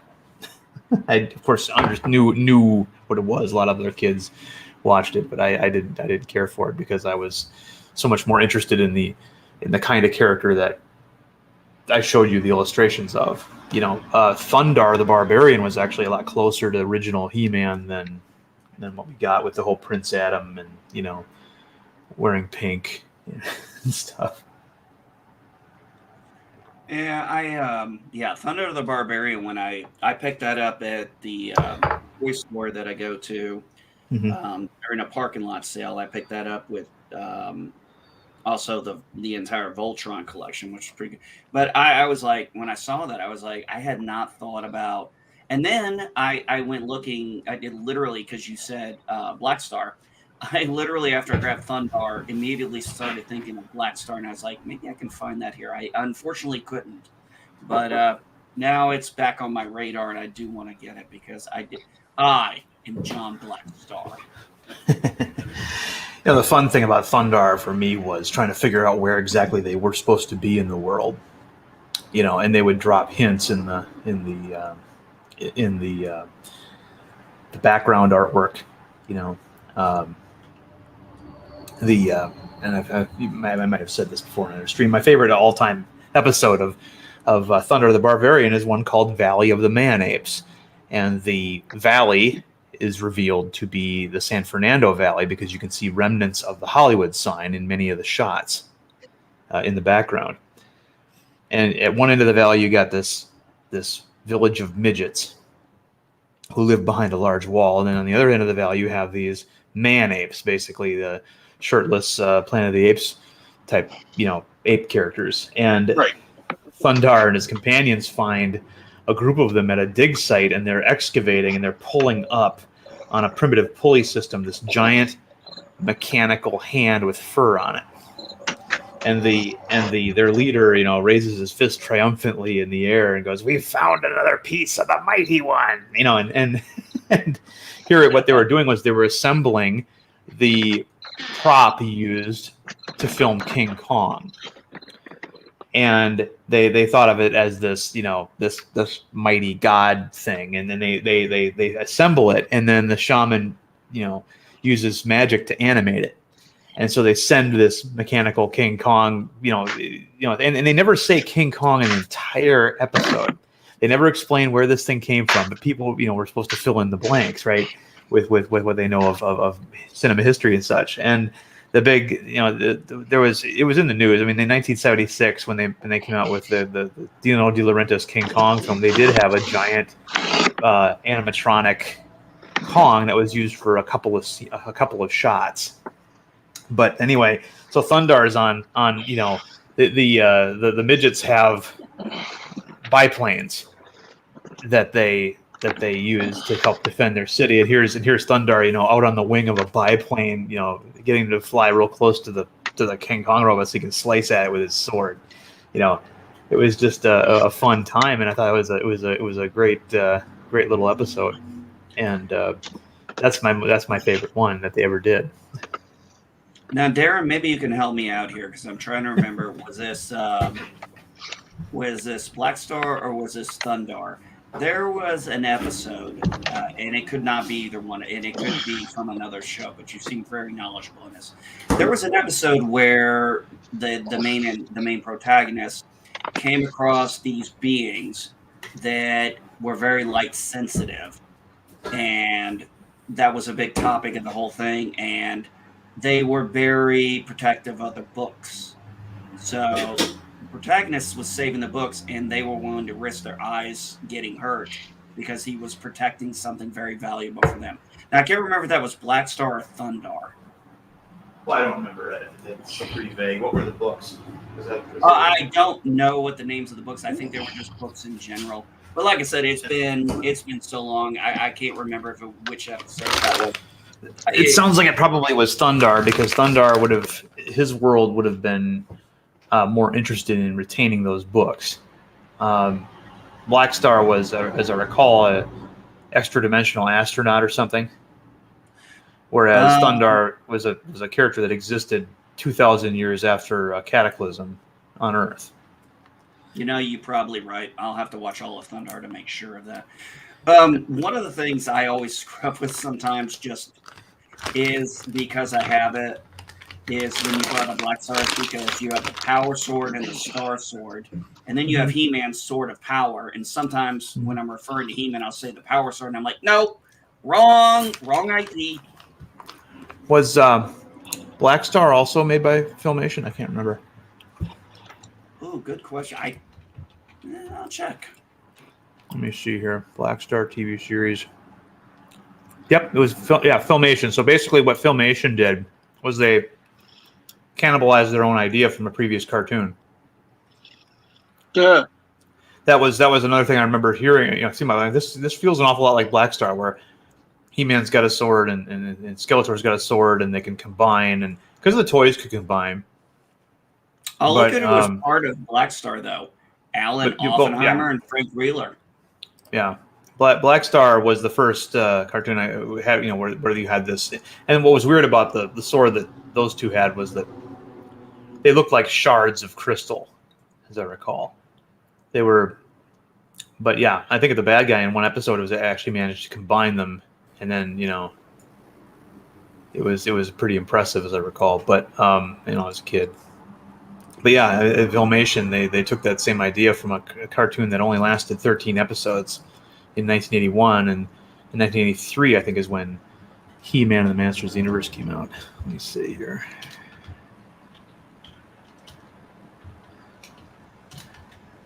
I don't have a very high opinion of Filmation.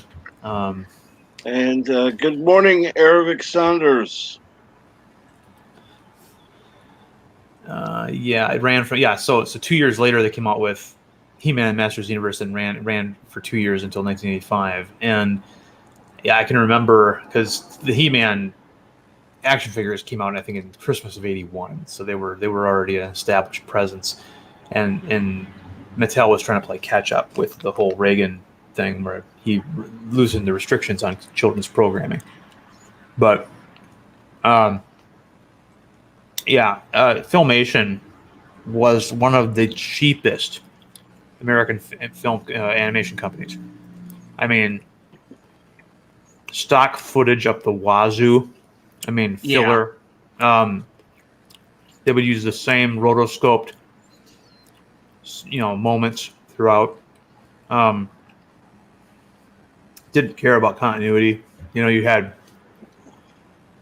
He-Man's falling, or Prince Adam is falling, presumably to his death, and he transforms into He-Man, and they use the exact same stock footage they always do, even though he's falling, which means he shouldn't be standing.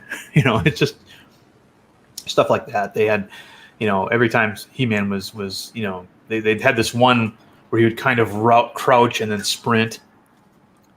Like he's getting into action, right? And it just they play that 3 or 4 times in an episode. It's like, okay, we get it, we saw that already. And the creme de la creme though of Filmation and how shoddy they were was the fact that there is no Filmation library that exists anymore. And the reason why was this: they had everything on film, and when everything started going to VHS, there's a lot of people don't know this. There's a higher quality VHS tape that is used by TV studios and things for their it's like a thicker, wider tape for better broadcast quality. They converted all of their film to this enhanced videotape, and then they said, "Well, I guess we don't need the film anymore," and they chucked it in the dumpster, and it's gone forever. And of course, shortly thereafter, people started taking their film and scanning them digitally, to make Blu-rays and DVDs and things out of it. And Filmation, of course, can't. They all they have is those magnetic tapes, which degrade over time and can be degaussed and derezzed. And so, anytime you see Filmation cartoons on Blu-ray, they've been upscaled with an algorithm. So, very typical. Did any of you see a series? This was one that was very popular to me as a kid. Did any of you guys see Captain Power and the Soldiers of the Future? I remember that. Yeah, the Congress went after that because it was at the tail end of the 80s, and the left had been trying to get the Federal Trade Commission and the FCC back to where it was before in the 70s, before the Reagan administration loosened restrictions about having children's programming tied with toy lines. And Captain Power and the Soldiers from the Future was the breaking point where they said that in order to fully enjoy the TV series, you had to buy this toy. And all it was a spaceship with a light sensor that would react to things on television.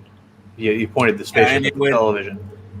Yeah, the whole thing was you fire back at the show, and you fire at the stuff, and the show would fire back at you. And every now and again, your character would get ejected from a ship. Mm-hmm. Right.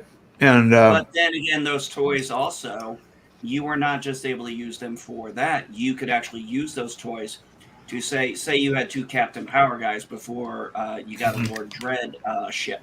You could shoot those at each other, and if your line of sight was good, you knocked the other guy out. It was a actually really fun time for us kids because it was like, hey, I got you this time. You actually had proof you got the guy. Yeah, it was an innovative toy to go along with an innovative series. And I can't remember what was the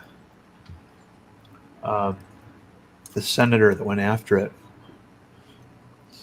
If I had to guess, probably some stupid Republican back then. No, I think it was not Dianne Feinstein, but let's see. Well, okay, the left was trying to get it closed down because of all the topics of Nazism and things that would come about in the cartoon. But what was the looking at the? Well, I'll bet their idea is, I'm looking through this, I'll bet their idea for their interactive stuff, if you remember correctly, remember laser tag became very popular around that time? Mm-hmm. Right. Yeah. Yeah. But there was lasted 2 seasons. That's not bad. No, it only lasted 1 season. The second season never got released. Ah, okay. Yeah, okay. So, yeah, second season was commissioned and written, but the season was never produced. Okay, gotcha. Alrighty. But no, I remember it was a woman.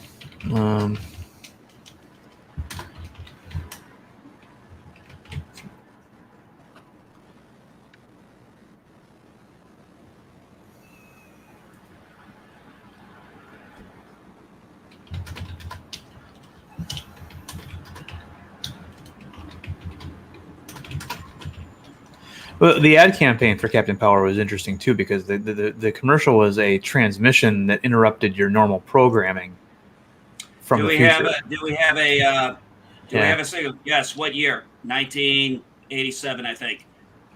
This is Captain Power. Yeah, I remember that commercial.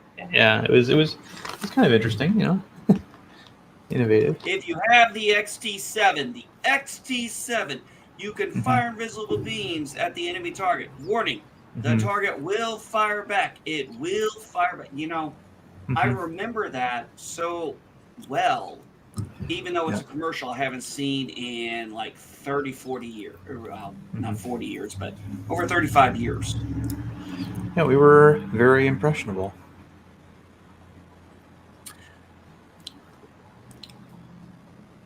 Yeah, that's the word. That would be the word. Yeah, that's the word.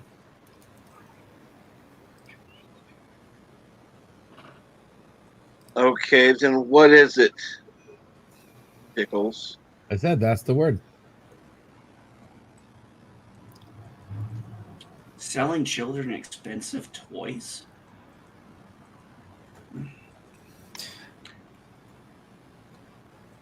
I don't remember them toys being that expensive, at least not according to my family. And I mean, I grew up in a middle-class family, so... Actually, I'll be honest, I remember the first character I got, and it was not Captain Power, it was Hawk. Because Hawk flew. And at the time, I had a big fascination with space and flight.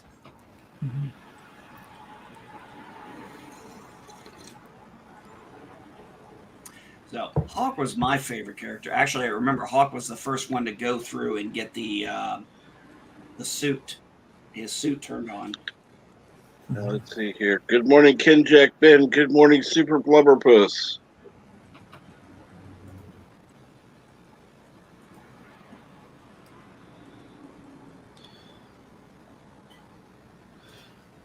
Yeah, so this is what I was remembering.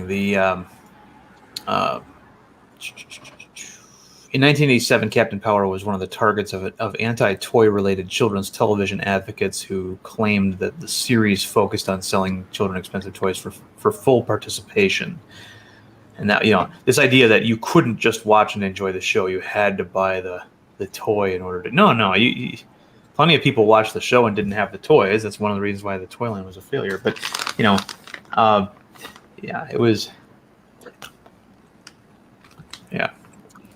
I had one XT7, and honestly, the only time I ever used it was when I was playing with other kids, and they had like an XT7 or the Phantom Striker jet.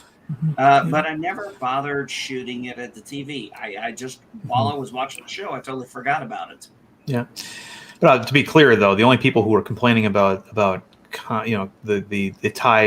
toy tie-ins for children's programming in the 80s were the lefties. It was not something that quote conservatives were worried about at all.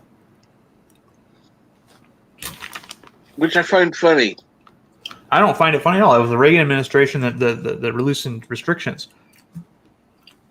But I mean, I find it funny that there was nobody on the right, but everything was left. It just it makes.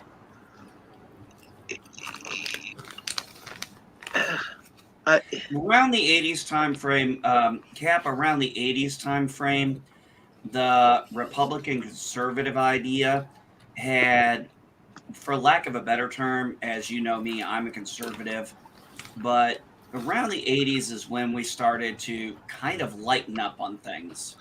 Yeah. And, kind of say, maybe we need to not look at this from an emotional point of view. Because up until around the Reagan time frame, everybody, the left uses emotion, the right was using emotion. Yep. Right around this time frame is when it was like, it's time to stop using emotion for everything because, well, it doesn't always work. But it's go for a logical standpoint. Now, right or wrong, I don't know. But, it just, I didn't understand that back then. As a kid, I didn't know any of that stuff went on. I was only 7 years old when the show came out. And I just remember enjoying the show, but I grew up in a completely different environment from, I guess, what a lot of kids in the 80s did. Because my parents didn't shield me from movies. My grandparents, my grandparents, they allowed me to watch movies, they allowed me to watch TV shows, and they answered my questions when I was curious about something. Like, I remember the first time, I'm going to be perfectly honest, I remember the first time I was sitting there, I was watching a Married with Children movie, or Married with Children episode. And it was the episode where the husband of a gay character shows up at Al's house and he's like, your wife is dating my husband. And here's the thing. I didn't pay attention to any of that. I didn't quite understand it. But then he said something that I didn't understand because Al told her, she's like, he wanted me. He was desiring me. She's like, he's a homo peg. And I actually had to look at my mom and I was like, what's a homo? Mm-hmm. And my mom was like, that is a man or a woman who likes another man or woman. And at my age, I was just like, oh, okay, whatever. I was like, I didn't catch it. I was watching the episode and just found it funny. And then I realized I had no idea that they were homosexual. I had no clue. The reason why conservatives didn't have a problem with the relaxation of restrictions on cartoons when it came to toys was because it helped promote commerce, and that's what the Reagan administration was all about: loosening restrictions of government on capitalism. Right. And it was considered to be a pro-capitalist move, and that's why the left was always opposed to it. Excuse me, the left and John McCain. But that's what we were getting at, was that the critics of those cartoons and of the cartoons created as commercials for for toys for kids were that was their whole basis. They just didn't like capitalism. And here's the thing: what's wrong with that? If it's a good show and the kids enjoy it, and the parents have the disposable, that's our point. Buy the toys. That has always been our point. Yeah. The kids get the toys. They play with them. They're excited about it. They brag about it. Other parents see kids having fun with these toys. They buy their kids these toys, and then maybe they look at the show and say, "Oh, this is good for my kids." You know, this is fun because you got to remember something we always forget about. Remember back in the 80s, almost every cartoon had a public broadcast message afterwards. Right. PSA. Yeah. Oh, public service announcement. That's what I meant to say. Right. Yeah, That was PSA. that was like a requirement at one point. Yeah. That's why they all had them. Even GI Joe had them. Transformers didn't, but GI Joe did, and it was felt that GI Joe still had to She-Ra, do it because it was human beings fighting other human beings with guns that looked awfully real, although they shot lasers, and that was one of the reasons why they did that for extra cover. But with Transformers, when you had decidedly non-human characters battling other non-human characters, it wasn't considered a necessity. It was weird how the things worked back then.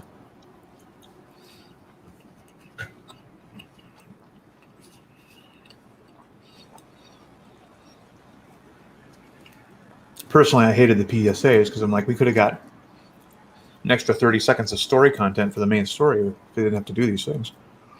But actually, I love the PSAs. I actually, some people do. Well, as a child, There were some of them I did, and some of them it's just like, really? Because like they had ones that were just as bad as the Wesley Crusher anti-drug thing. Right. I mean, I didn't like it when He-Man would break. At the end of the episode, He-Man would break the fourth wall and look right at the viewer and say, "This is why Skeletor was wrong today." And yeah. And one of my favorite internet the battle. Yeah, on GI Joe, they had some interesting stuff about fire hazards and okay, those aren't bad. But yeah, He-Man was just taking you aside, and now it's story time, and it's just, God. I don't know. I always kind of enjoyed them myself, but it didn't feel like anything different than what my parents say when I asked them a question. So it was kind of interesting for me as I would get kind of an answer to a question before I ever had to ask my parents, and that was kind of new to me. If you Google GI Joe pork chop sandwiches, you'll see an outstanding little video where somebody redubbed one of those PSAs. Yeah, from GI Joe. Yeah, I saw that years ago. Yeah, it's been get the fuck out of here. Yeah, exactly. Like you have GI Joe members actually talking like military people. Fuck, we're all dead. Get the fuck out. I like. Yeah, I remember that one.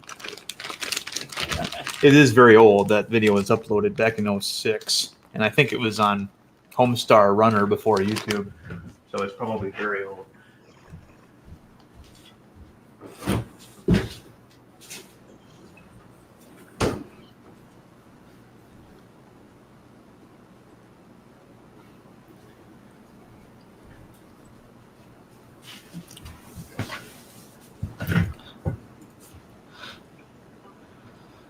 Yep.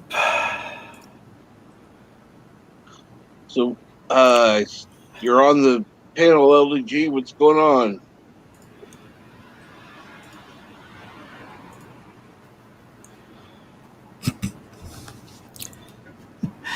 You compare the cartoons of the 70s to the ones in the 80s. You had Scooby-Doo and Shaggy basically doing pot, or not on screen, but clearly,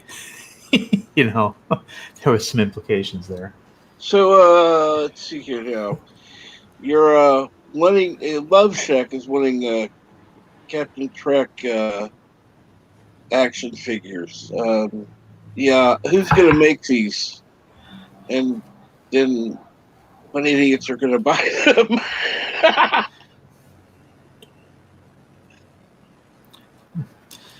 All right. Well, I'm going to take off. I got to get ready for work early today. So Absolutely. You take care, Darren. Thank you for joining, and have a good day. Take care, Darren. See you, Darren.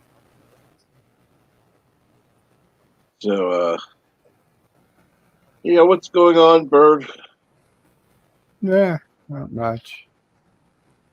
Figured I'd play a little bit. Didn't get much of a chance yesterday. Yeah. You were too And busy by with other play, stuff. Oh, I mean get killed, apparently. Yeah.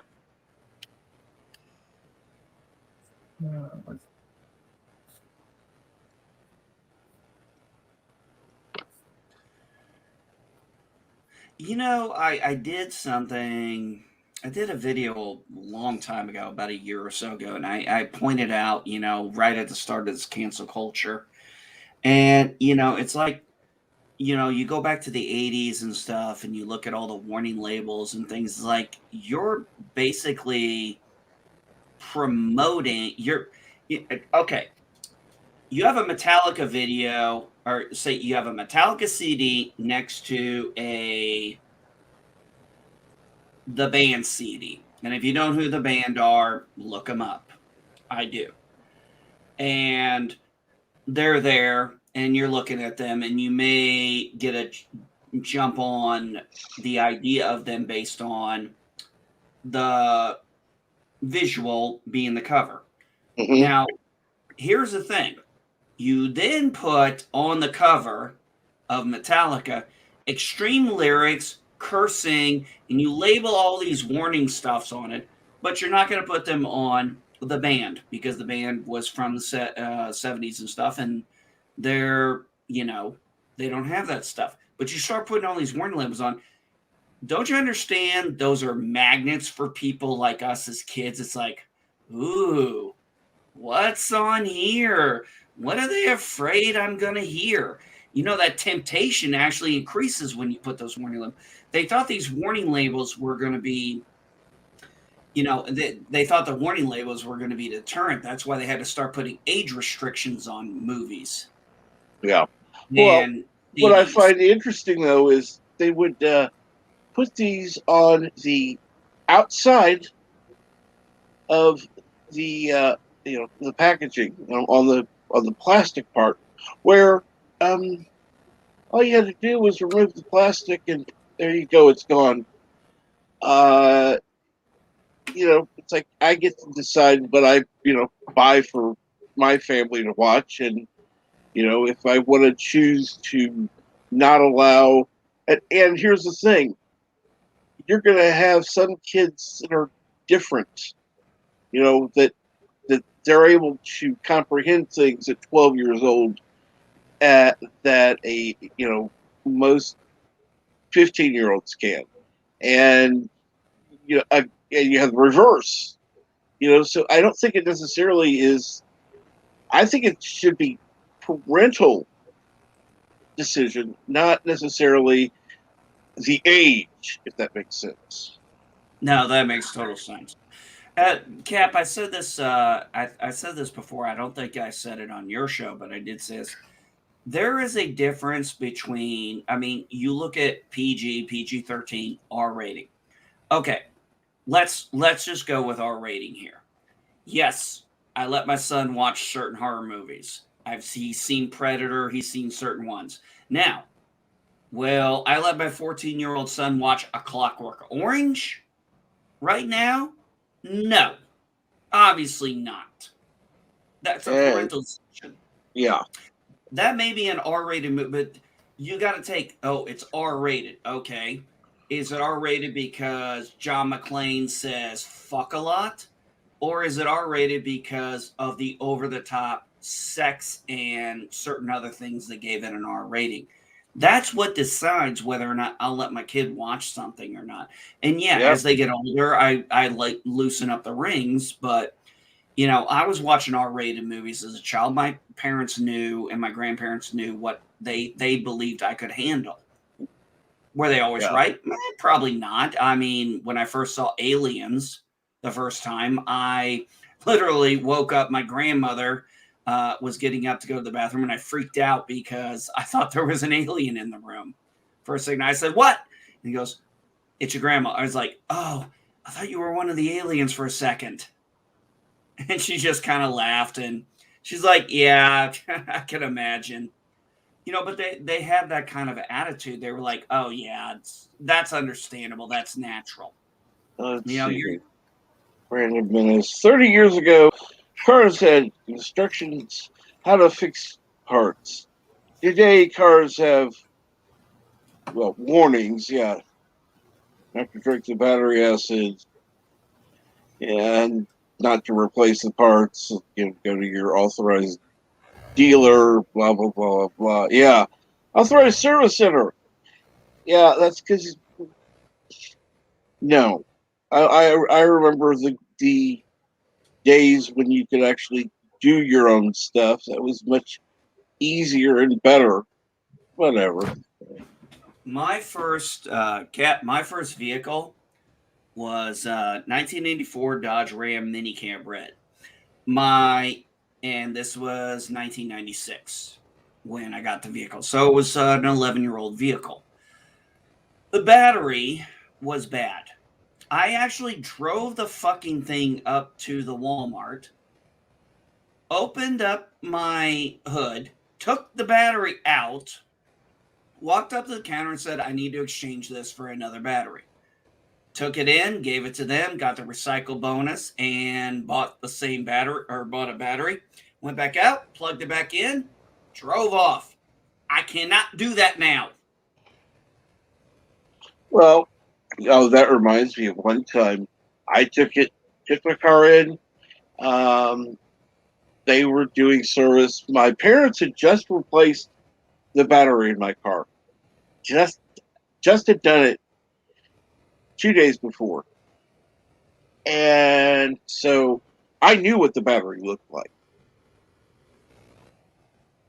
And so then they were fixing it, and I came back and they had the hood open. I said, okay, where's the battery I came in here with?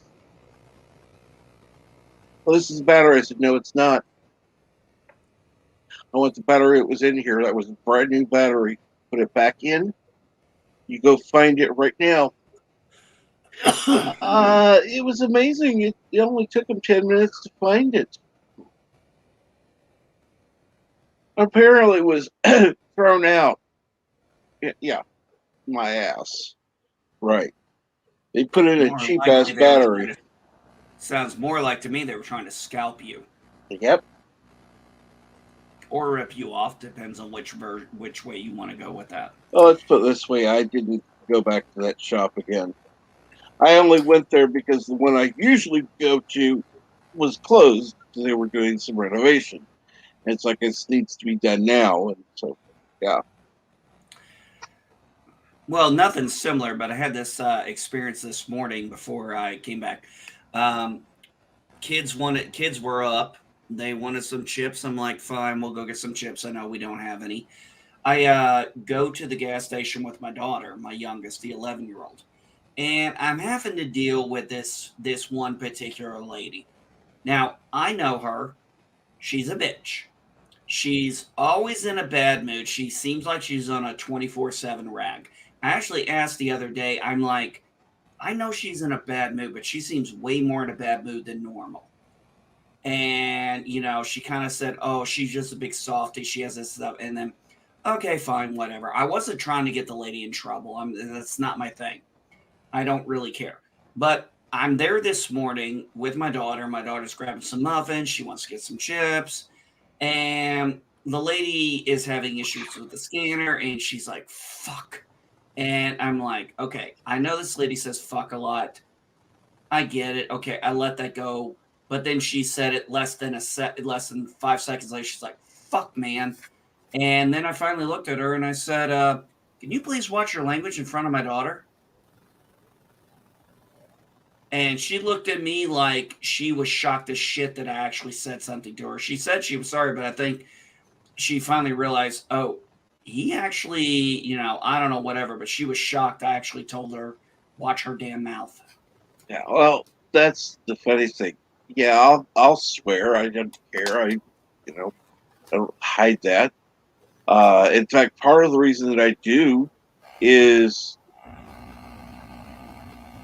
I don't want the stream to be accidentally uh, whatever for kids. So yeah, I'll swear once in a while to kind of make sure it keeps over the kids mark. Like oops, well he swore. Okay, can't be for kids, so that's good. Other than that, I know people who I think swear too much on their streams. I mean, yes, I made a video where I was ranting, and I put that I was ranting, and I put a warning before it started, so anyone who I watched remember that that one. That was epic. I loved it. and anyone who watched it should have fucking known, because there was ample time to read the warning. It's like, hello, no, it's a You know, rant. but the whole thing comes down to is you're in front of me, my child's there, you're servicing me as the employee, and I'm the customer. There is a certain decorum. And this is coming from a guy who's, while I've never been good at customer service, I know how to fake it. And I mean, seriously, I know how to fake it. I can be a good customer. So I've never talked like that in front of someone when I was working customer service in front of their No, children. And it was just kind of like, at that point, the first time I let go. Second time I was like, when I said that, I think that that shocked her because that was the first time I've ever said anything to her. And it's like, hey, I got tolerance. You can cuss with me all you want. You can be a bitch all you want with me. I don't care. But you're not going to do it in front. You're not going to act like this. You're not going to act ugly in front of my child. yeah, You want to act like that in front of me? Hey, I don't give a shit. I'm a 41-year-old adult. I just want my beer and whatever I'm buying. Call it a day. I really don't care about your attitude as long as I get my stuff. But when I have my children around, that's a whole different ballgame. You shouldn't act like that in front of kids. Well, first off, she shouldn't act like that in front of me. I'm just don't give a shit because, quite frankly, I'm used to it and I don't care. But I've never talked like that to people before in that way when I was the representative of the store. And that's the thing I think these people forget is while you're there and you're working there, you represent the store, you represent the owners, you represent the people mm-hmm. that come in. So if you're the personality they're seeing and you're a fucking pain in the ass bitch, that's what they're going to remember.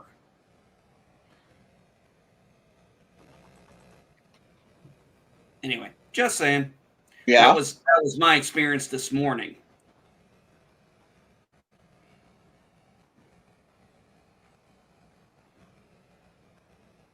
And how old are you, Live?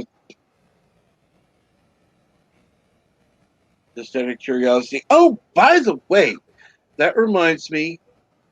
Today is somebody's birthday. It's oh, I can't think. I wish Yvette was still here. Oh, you remembered. What's his name? Shoot. Phil. Philip Gaming. Philip O'Reilly.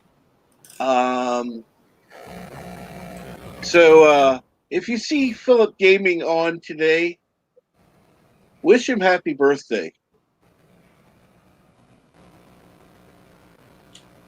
I have no idea when your birthday is, Mar. I should probably know that. But yes, wish Philip Gaming a happy birthday. And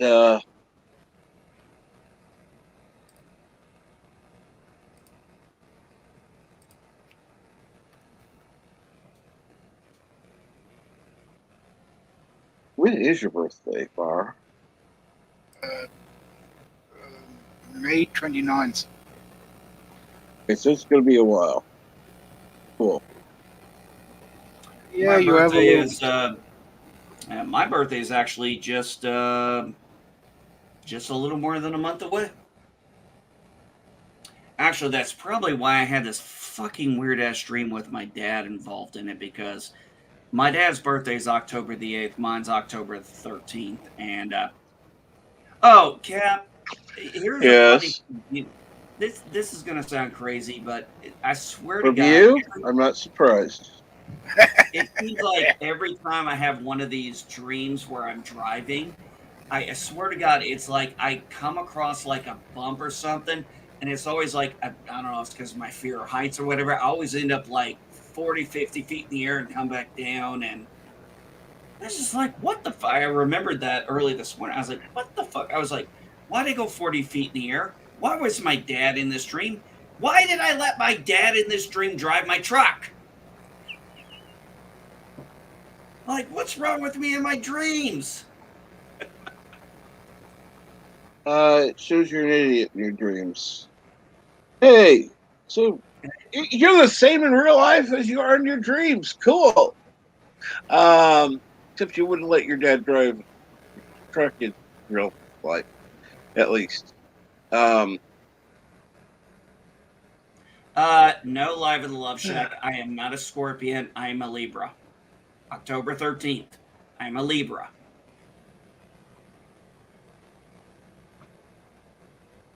Get your zodiacs right.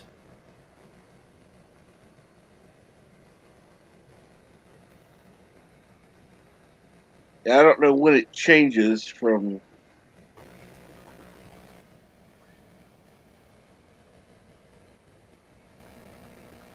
No, live in the Love Shack. I don't think you could be my dad. The universe is not so badly designed. And if anyone gets the reference I just pulled, feel free to say it.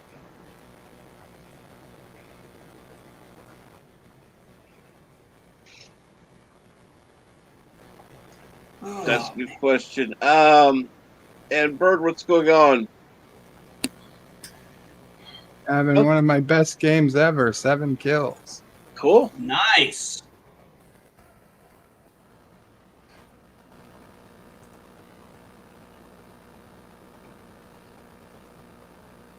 Just looking at real quick.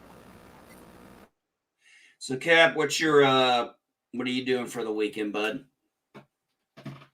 Oh, nothing planned. I do have a stream planned for tomorrow, but other than that, no big weekend plans. And Mar, for some reason, you are doing static again. Is somebody vacuuming or something? I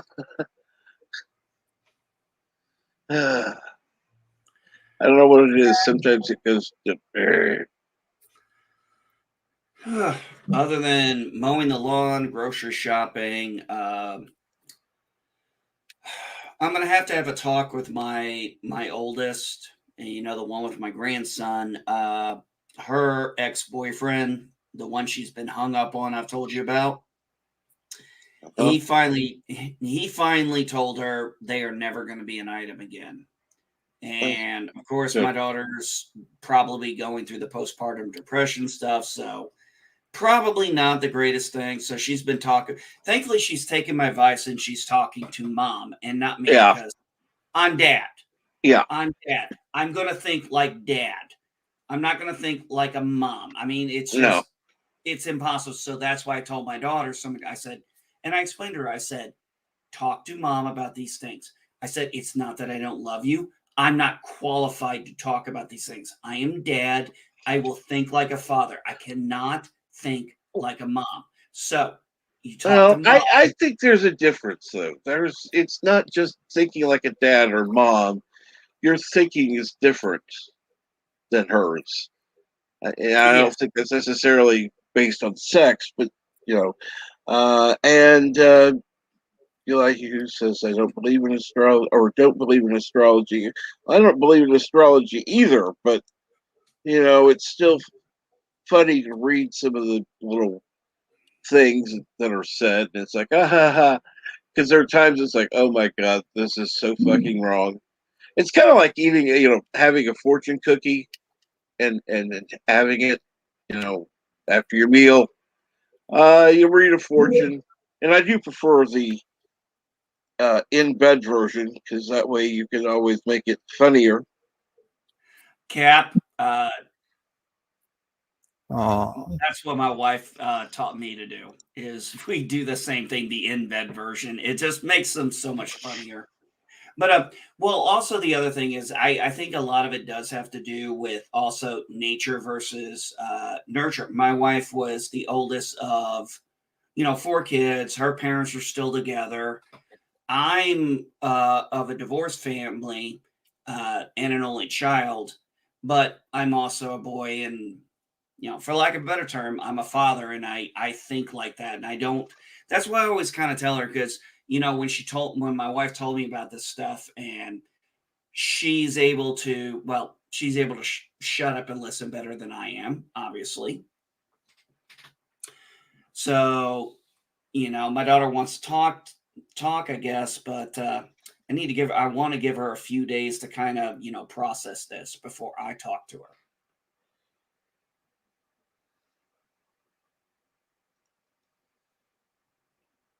Also Well, turns out, go also ahead. turns out all the family that she has there, none of them are helping, and I'm gonna make no bones about it. I'm gonna try to see if maybe when her lease is up, if she'd be willing to move closer to where we're at, like up in Terre Haute. I looked up, there's plenty of job places.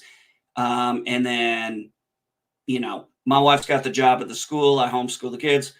I'm a full time teacher. I got no problem being full time grandpa babysitter. Yep. So, but I And, want to give her time to. I want to give her time to grieve over this before I bring up something like that right. because she needs time to process. So I'll talk to her, but I'm gonna keep that one to myself for probably a Well, week, month, or whatever. as shitty as it's gonna sound, at least the guy was honest about it and just yeah, wasn't trying to string her on.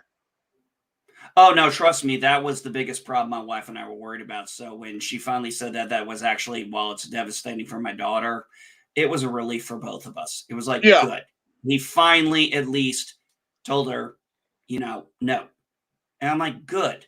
Now she has a line in the sand. Now we can move forward with this.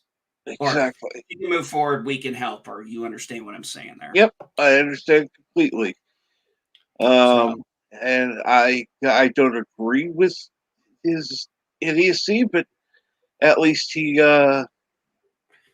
had stated his intentions and was honest about it, and you can now help her get through this without, you know, well, what if? What if? You know, so, exactly. Exactly. Although my daughter would say, "Well, I don't want to do this, or I want to do this." And one time, when she finally moved out of his place, because remember, I know I told you that is I finally told her. I said, "You know what? I'm tired of telling you what I think you should do, and you say you don't want to do it." I said, "It's time you do something you don't want to do for the betterment of you." And then I said, "Grab your fucking balls and do the right thing." I said, and then I remember when she finally moved out, she goes, "Dad, I grabbed my balls." I was like, literally, it's not always about what you say. That I had to learn a long time ago as a parent, and I still suck at it at times. But it's not about saying the right thing. It's about you have to find the right time to say the right thing. Otherwise, you're going to say the right thing at the wrong time, and it's going to be the wrong thing. If that makes a damn bit of sense. right? The hell was that? I don't know. I was trying to see what got messaged to me. I'm getting like my messenger is spamming like crazy for what the fuck. Oh, I gotta go, Cap. That's No actually my problem. daughter calling me. Go.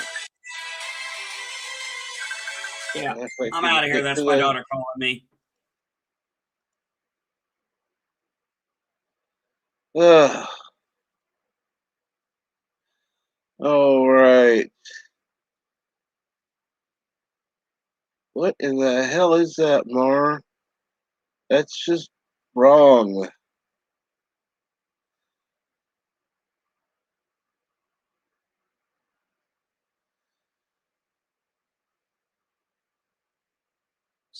That got tied up. Says he looks like he, oh my God. What the hell are you watching there? Mar, you might want to change it. Not display it. I'm going to take you out for a second.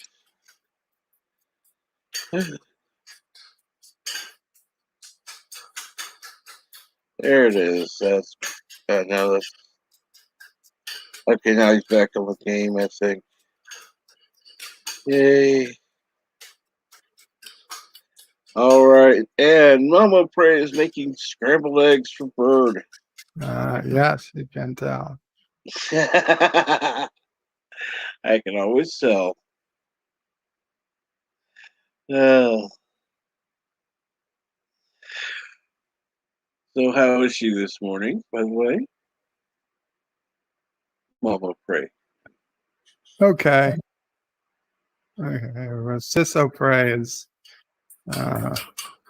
on her way up to Boston for tonight, and then or later, then they're going up to Maine. She's got one friend with her. She's picking up another one tonight in Boston, and then they're all going to spend a few days at And the third one is me. and a third one is meeting them all at a coastal house in Maine for little late summer vacation.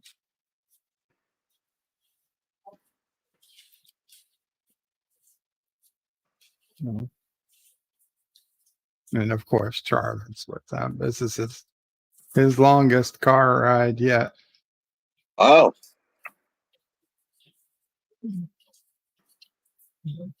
I'm assuming that she built in extra time for the trip because, Charlie. Yeah, sure she did.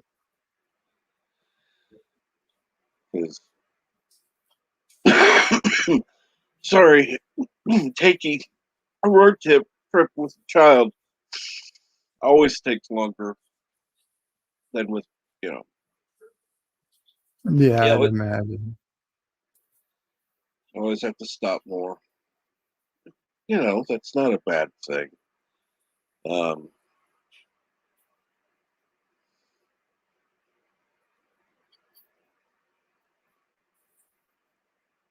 Yeah.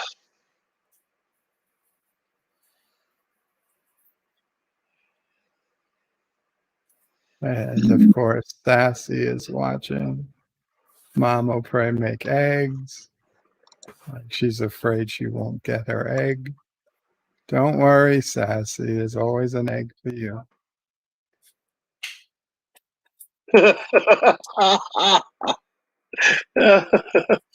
Oh. Hmm.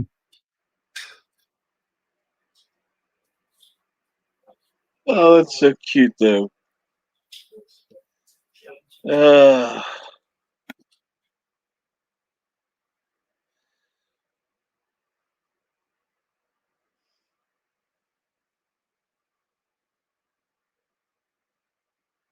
And let me check something out. Love Shack.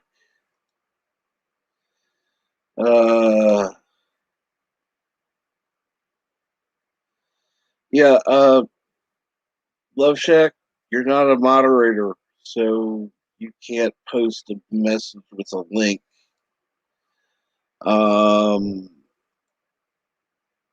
What are you wanting to post? And why the hell are you not on the panel? It's not like I don't have the damn stream link pinned in there.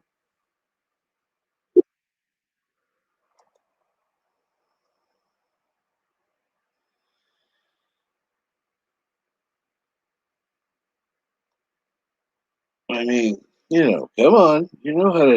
I know you know how to click a link.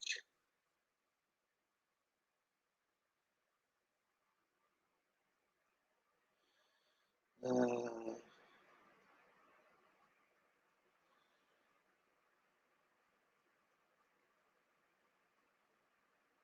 okay.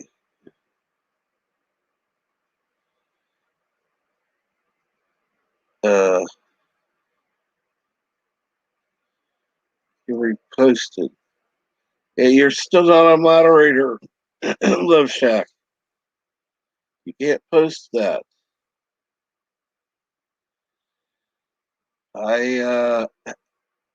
Doesn't matter how many times you repost it, it won't show.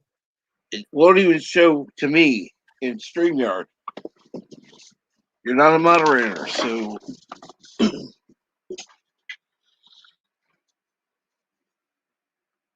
I don't even know if what's his name? Orville Nation has you as a moderator. I wouldn't. But you act different on his channel than on mine usually. So when you act normal, you'll be treated normal. And I'm just now implying that Bird is normal. Oh my God. And even worse, I implied that LDG is normal.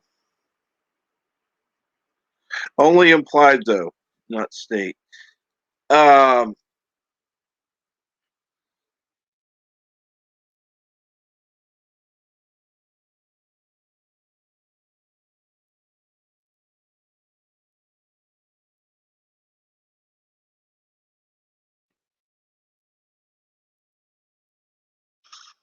Okay, I'm gonna need a little breakfast. yes, of course. And truth be told, you don't treat LDG normal.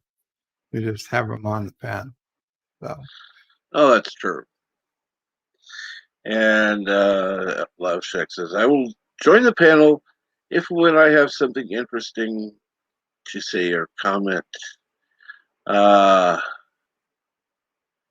Well, you come up here with something interesting to say, and it's actually interesting, I'll consider it. You say things on Orville Nations chat that are actually normal. And I can see why you would be a moderator there, because you're not quite as, I don't know, what's the word, insane?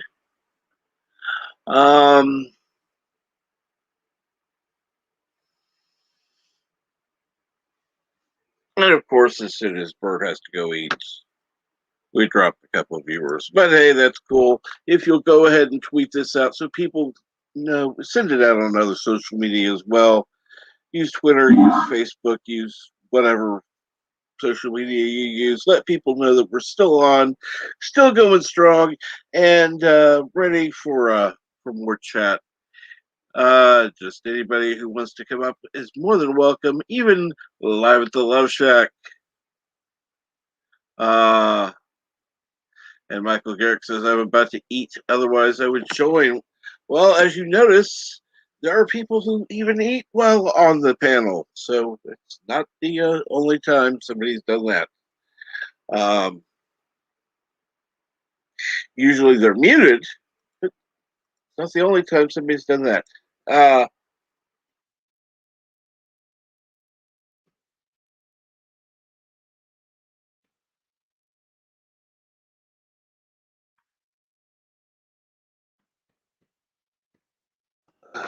Okay, we got somebody backstage, and it's live at the Love Shack. Good morning. Good morning. How are you today? It has been an interesting day. You know, you realize I didn't have been in the Orville Nation panel or chat room in centuries, right? What do you mean? I mean, you claim I'm always on the panel, I'm always on the chat room, I'm always behaving there, but I didn't had been there at least in the past 3 months. Really? Yes. Okay. Then it must You have been must be before. watching a different YouTube channel or something else. Do you have any subscription for intermultidimensional cable TV? No. You should check it out because sometimes you claim I'm doing things I'm actually not doing in this actual timeline and universe.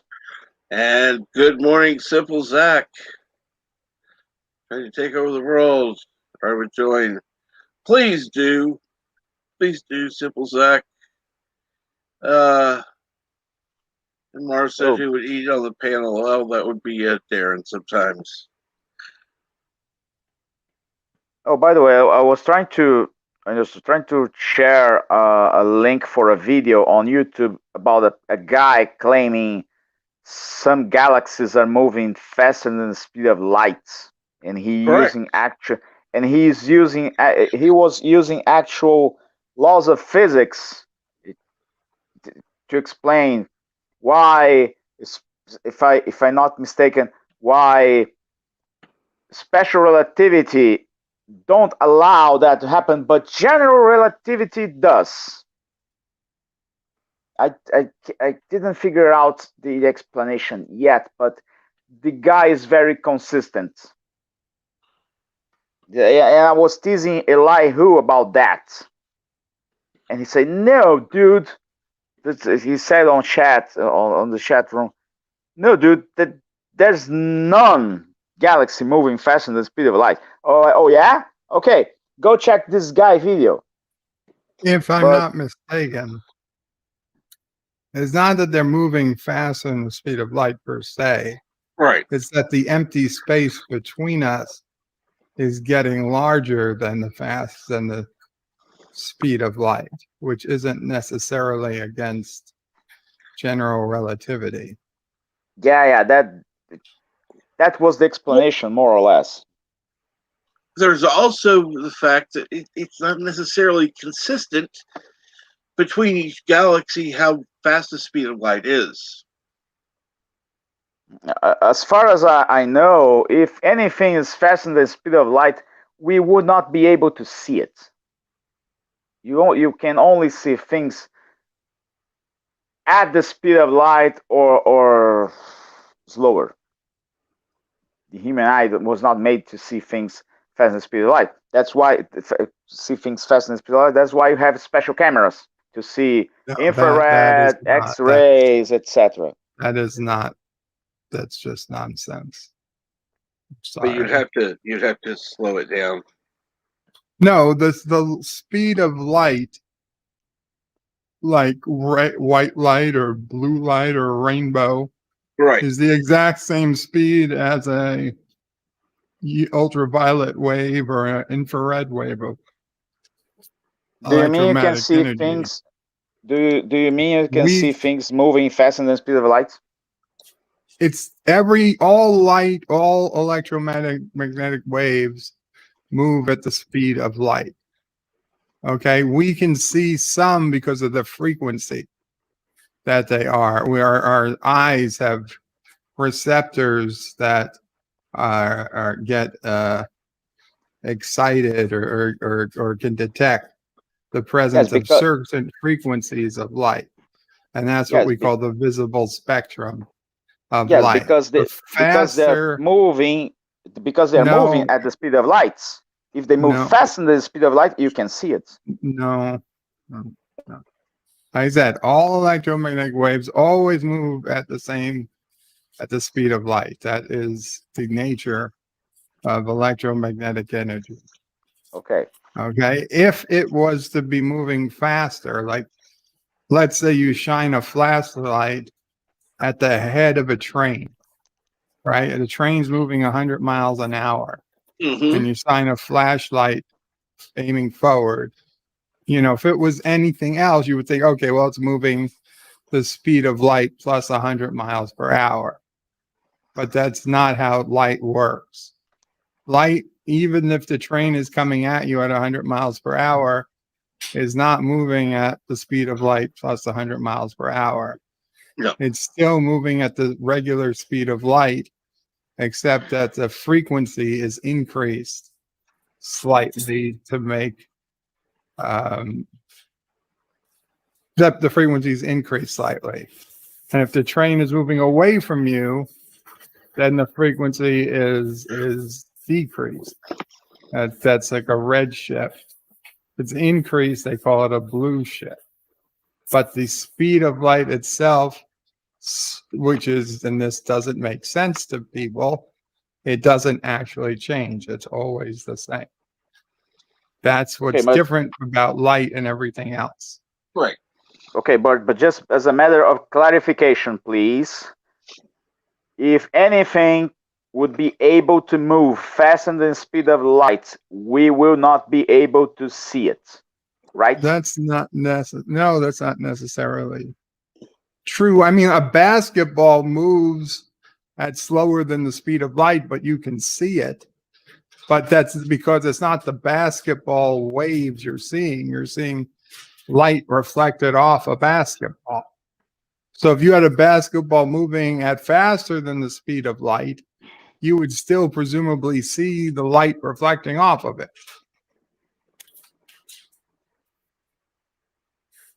Now that I'd like to see a basketball at the speed of light. Well, the basketball is incapable of moving faster than the speed of light. Well, again, yes and no. By current physics that we can think of, yes. But if the basketball was a bajillion trillion miles away and we could see it on a telescope, it could be moving faster than the speed of light if the space between us was growing faster than the speed of light. It's not necessarily the basketball moving, it's that the space between us is growing. And we would still see it. We would just see it shifted to the red because the frequency would shift. Okay, that would be a good time for Elihu to come up, because I would like to see a discussion between Bird of Prey 5 and Elihu on these matters, because I am not an expert on this, but I believe Elihu can give some thoughts on these matters. Elihu can come up and say I'm right. We could just write it in the chat that Bird has it spot on. I mean, if he wants to come up, he's welcome to, but I just explained it about as plainly as anyone can. Okay, or Yvette, or anyone else who feels they're qualified to confirm my answer. Well, I believe he knows a thing or two about astronomy. Plus, I get two of my main objectives today. I come up and say something interesting, pull up some good discussion, and I make Captain Track laugh. Yes, you do. So that's a good day. The Elihu's doing laundry right now, but unpacking in a new place. By the way, congratulations. By the way, where are you living compared to your old place? I don't know. I'm not asking exact coordinates, but is it like, a short trip, long trip, whatever? And is your internet any better where you live now? Or in other words, no transporters available, so he must do old-fashioned. Just like Lower Decks did here recently. Apparently they discover that cars still exist in the future. Go figure. And yes, sci-fi guy, you make sure you go eat something good. Always good to have you in the chat.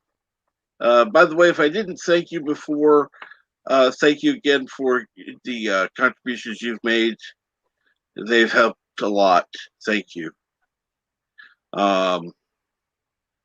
You've been a good friend to the channel. Thank you very much.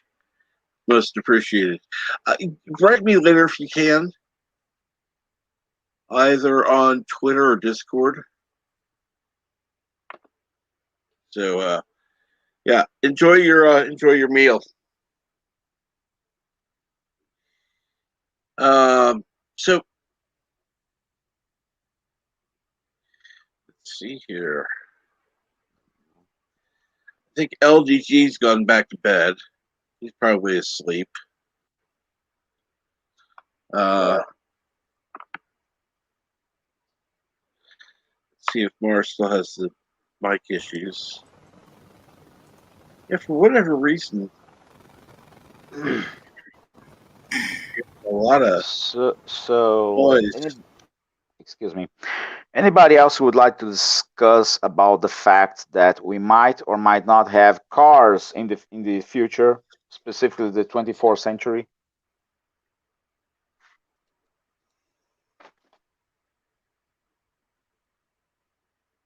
Seem they'll go away and then make quite the comeback.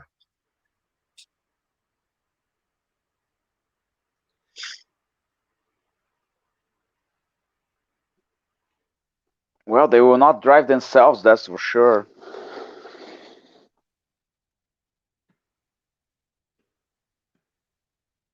All the effort Elon Musk and Jeff Bezos did to, my God, we developed the self-driving cars and you're not using. Why?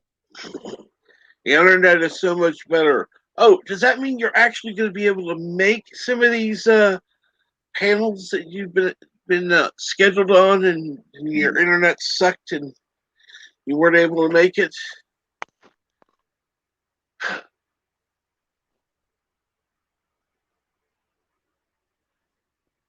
Because I believe you were supposed to be on. I'll be back in a couple of minutes. Yes. Sorry.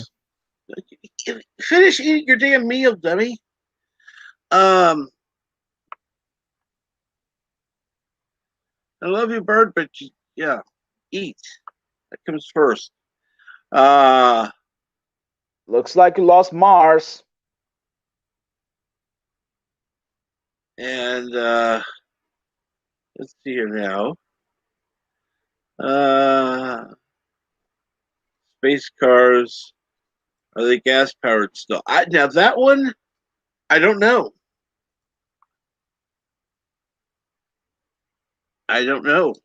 I don't know the how they're going to be powered.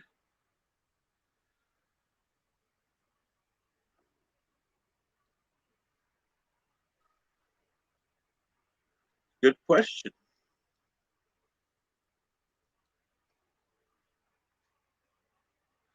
I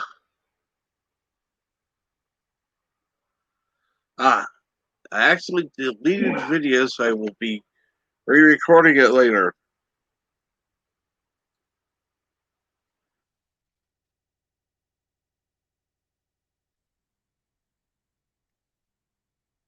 Well, this here today is Friday. Wow, it doesn't seem like Friday. It really doesn't. Let's see here. I know Culture Casino goes live later. I'm sure LVG will go live sometime once he wakes up. Bird will go live. What time? 3 p.m. Eastern? I think you thought about going on early today. I don't know. So It's either 3 or 4, depending on what he's going to be doing today. Bed life, I know that.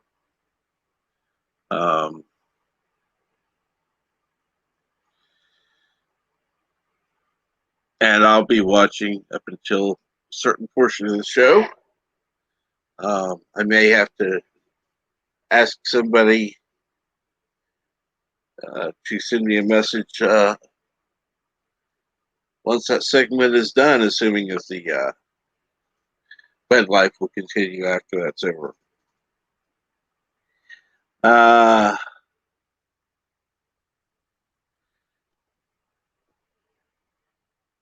And self-driving cars, it's already happening. Self-driving cars are shit at this point. That's why they're not trusted. And for the record, according to some conspiracy theorists, yes, they already had been hacked. Yes. They're unfortunately easy to hack, from one thing I saw.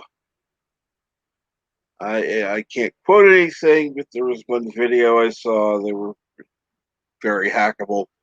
So you need to make it where it can't be reprogrammed outside, unless you have certain codes or whatever, which again could be fake, but can't be reprogrammed en route. Or can you be reprogrammed to kill you? So,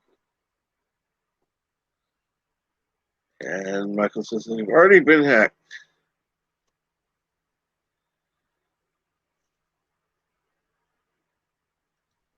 Oh yeah, they've actually. Now, see, the problem is the conspiracy. How do I say this? There's a difference between the conspiracy theories, which are out there, which are more sci-fi oriented than they are fact, and the actual studies going on are very different. But the problem is when you have a report, you don't necessarily get to know which one they're looking at. So, yeah, that needs to be a part of it as well. You can't be looking at a report based on, bullshit and use it as an actual report. Well, in case of any legitimate. In case of any doubts, ask Mossad. They will tell you nothing, but you can ask. Sorry. Go ahead, Love Shack. In case of any doubts about if you can or cannot hack a car, ask Mossad. They will tell you nothing, but you can ask. They can be trusted.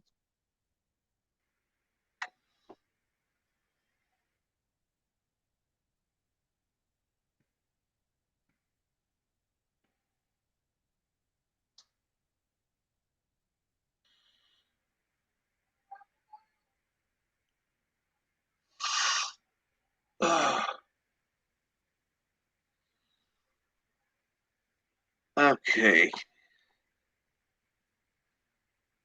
Well, see you later, Captain. We'll see you later, Love Shack. Thank you again for joining. And I've got NB Geek ready. Okay. Hey guys. Hey, wait a minute. Before I leave, NB Geek, what kind of astrology map you follow?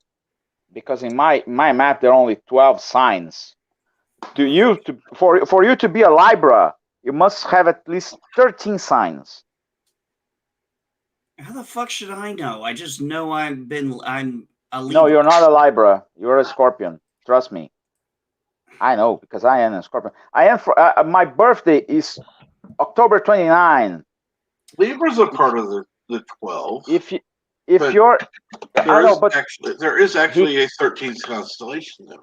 he claims he's a Libra, but to be a Libra, either he would born Be a Libra. before me. To be a Libra is from not September 23rd to October 22nd. I am a Libra. You said your birthday was October 30. No, 13th. 13th. Oh, sorry. I listened that wrong.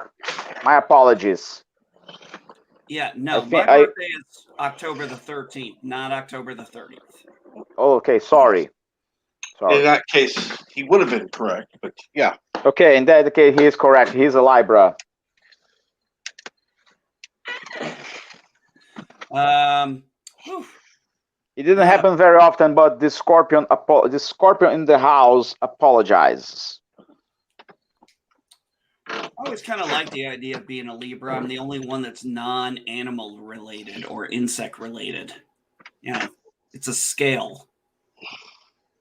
Actually, in another version for the astrology map, there are 13 signs. Yep. In the zodiac. Correct. So you could be either a Libra or if I'm not mistaken, you can be either a Libra or a The 13th serpent. sign is the Kurogan zodiac. That's not it. The great bird of prey. That's not how the zodiac works. Yeah. Different solar system. The different star system. It's not the same. The zodiac, the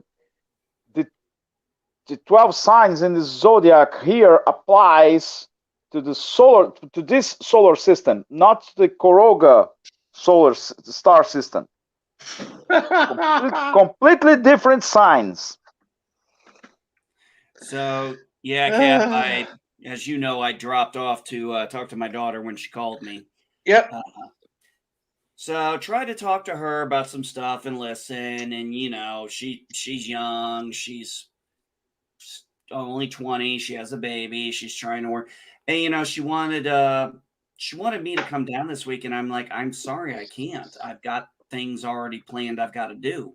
Now, if it was an emergency, sure, but it's kind of more like she's inconvenienced. I'm like, I'm sorry, I've got things I've got to take care of in the family to do that. And I mentioned to her, and I did kind of mention to her, I'm like, you're not getting any help there. I was like, I'm not trying to pressure her, but in some ways, I guess I am. Maybe move up to Terre Haute or get a job in Terre Haute and find an apartment closer here in town, closer to where I live.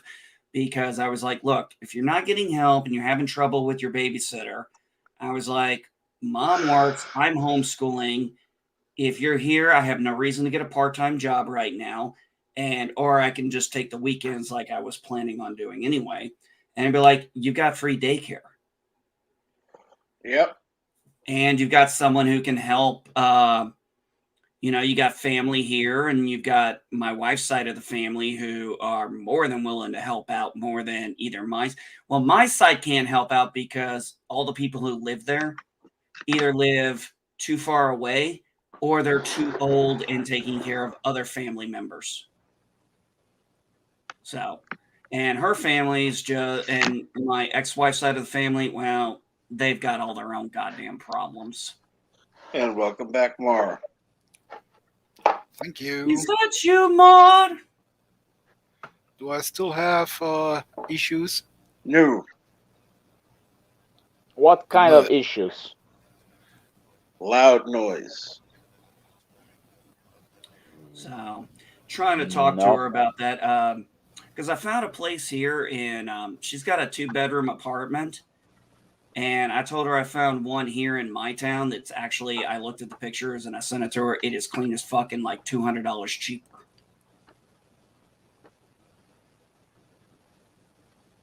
And looked it up. Yeah, but how much is the deposit on it?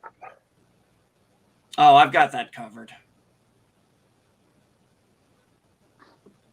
I specifically have money set aside for my children for things like this. Well, then why don't you let her know. Well, I've got to let her make. I've got to. There's a certain amount of. Let her know it's available, No. and then let her decide from there. No. Yeah. I'm letting her decide from a point of right now that there are options available. I start throwing money into it. It's going to sound. No, not the money, not the money part, not Okay. the money part. I'm talking about the place is available. It's $200 less a month. Blah blah blah. That's it. Nothing more. No, that's what I did. No, that's exactly what I did. That is pretty much almost word for word how I put it.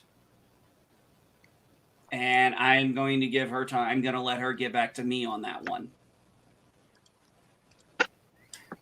She just needs to know. The thing is, she needs to know that unlike other people in her family, we're not pressuring her. We need her to know if she does this, it's because it's supportive and it's the best thing for her and my grandson.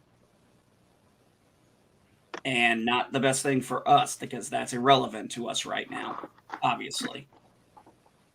And I told her, I was like, look, we just bought the house here. I can't move.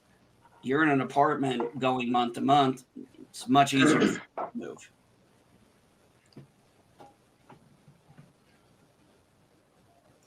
Well, only let her know in the need to know basis. Mm-hmm. Things should go smoothly. Yeah, we'll see. Like I said, now give her the information, which you've already done. She can decide from there. If she wants to move on it, then you can go further. If not, then you've done what you can. Yep. It was interesting. I somehow found the line going from being the parent protector to the advisor relatively easy with her. Because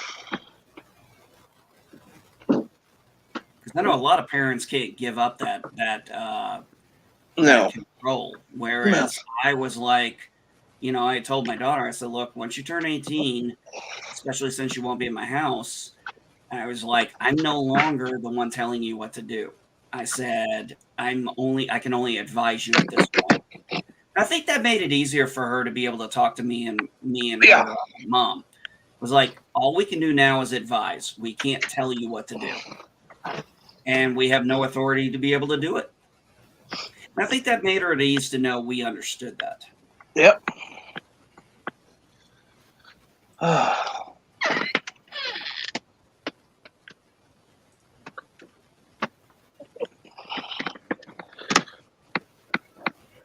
So,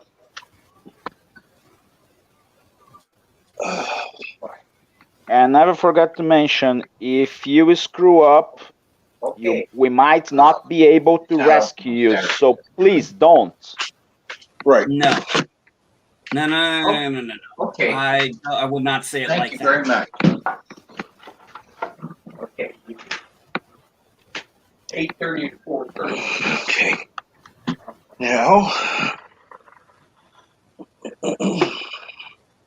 Okay, guys, that would be really a good time to go. So have fun, Absolutely. take care, have a good show. Thank you, See Love you Shack. later. Bye-bye. Have a good day. Toodaloo.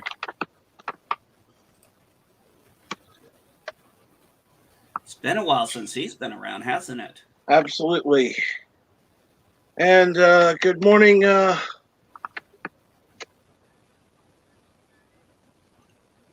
Samuel Sampson? Samuel Sampson, yes.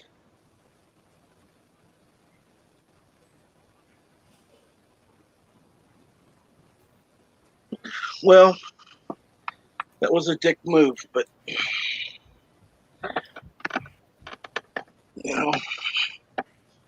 unfortunately, it doesn't take a real man to impregnate a woman.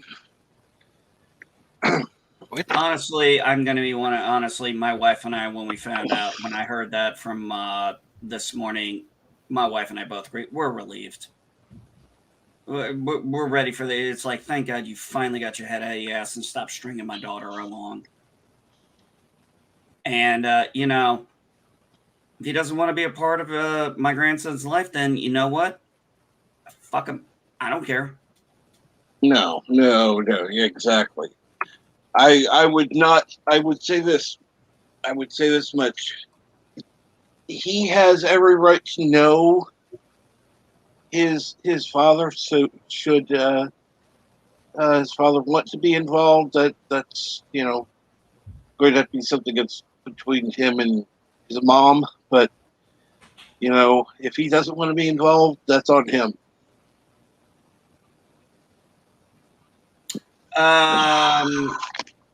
Okay, listen, guys. This is a very long, complicated story Yep. that I'm not doing live. Nope. So Nope. Anyhow, as I was we're going to gonna say, just say that the decisions have been made, and now I'm trying to help my daughter move forward. And that's all I absolutely. care about. Him and all the past. That's right now. I need to help my daughter move forward in the best way I can and give her the best advice. Past that, bitching about him or talking shit about him ain't gonna make anything better. And Oh, ain't I gonna make wasn't wanting you to talk shit about him. Oh, I know you weren't. I'm just saying there are some people who would say you should just trash the guy. It's like, what's that going to solve? Nothing. All it's going to do is make my daughter feel worse if she hears me or finds out I'm talking shit about the guy. That's not going to help her. Nope. And all that's going to do is make her feel betrayed by me. Yep.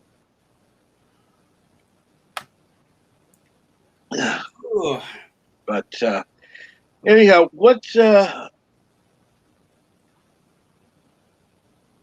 going on, Bird?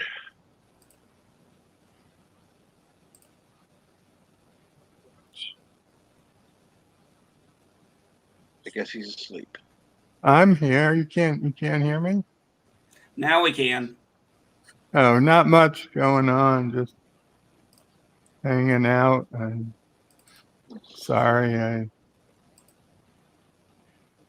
more in a reactionary mood than proactively thinking. So, what time are you going on today, Bird? 3 p.m. 3 p.m. Eastern. That's what I thought. Yeah. So look for Bed Life at 3 p.m. Eastern today. It'll be an hour earlier.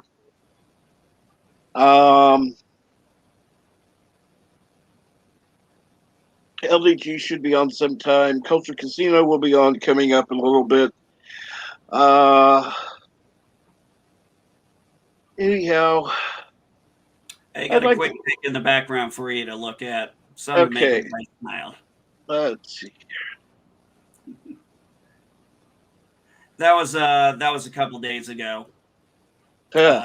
Yeah, my daughter called me, and I didn't realize she was in. She sent that to me. I was like, "Oh, I didn't know she was taking snapshots." So I thought that was cute. Yeah, I got to actually talk with him a little bit today.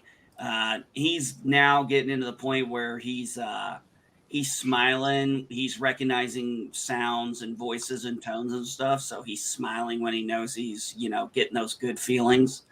It's like the other day, my daughter put out a video on Facebook, and he was listening to I don't know what studio's theme music. I couldn't hear it very well, but I could hear the music, and then the music would stop, and he'd just kind of smile like he was enjoying it. And I was like, well, that's good. That means his hearing is good. Yep.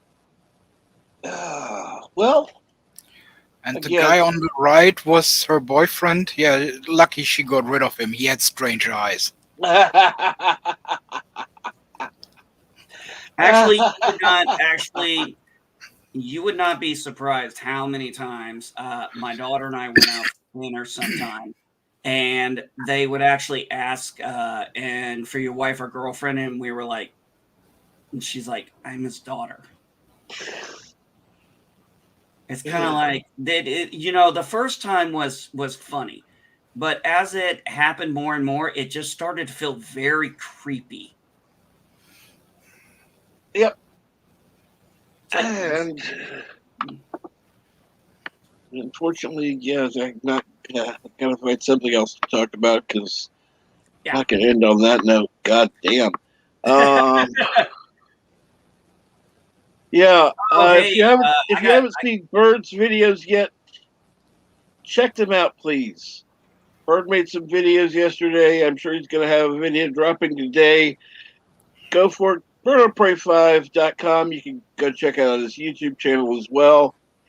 Go to BirdOfPrey5.com for all your Bird of Prey 5 needs. Thank you, Cat. With that, I would like to thank everyone who's been in the chat and everyone who's been on the panel. Thank you so much, and have a good day. Arrivederci.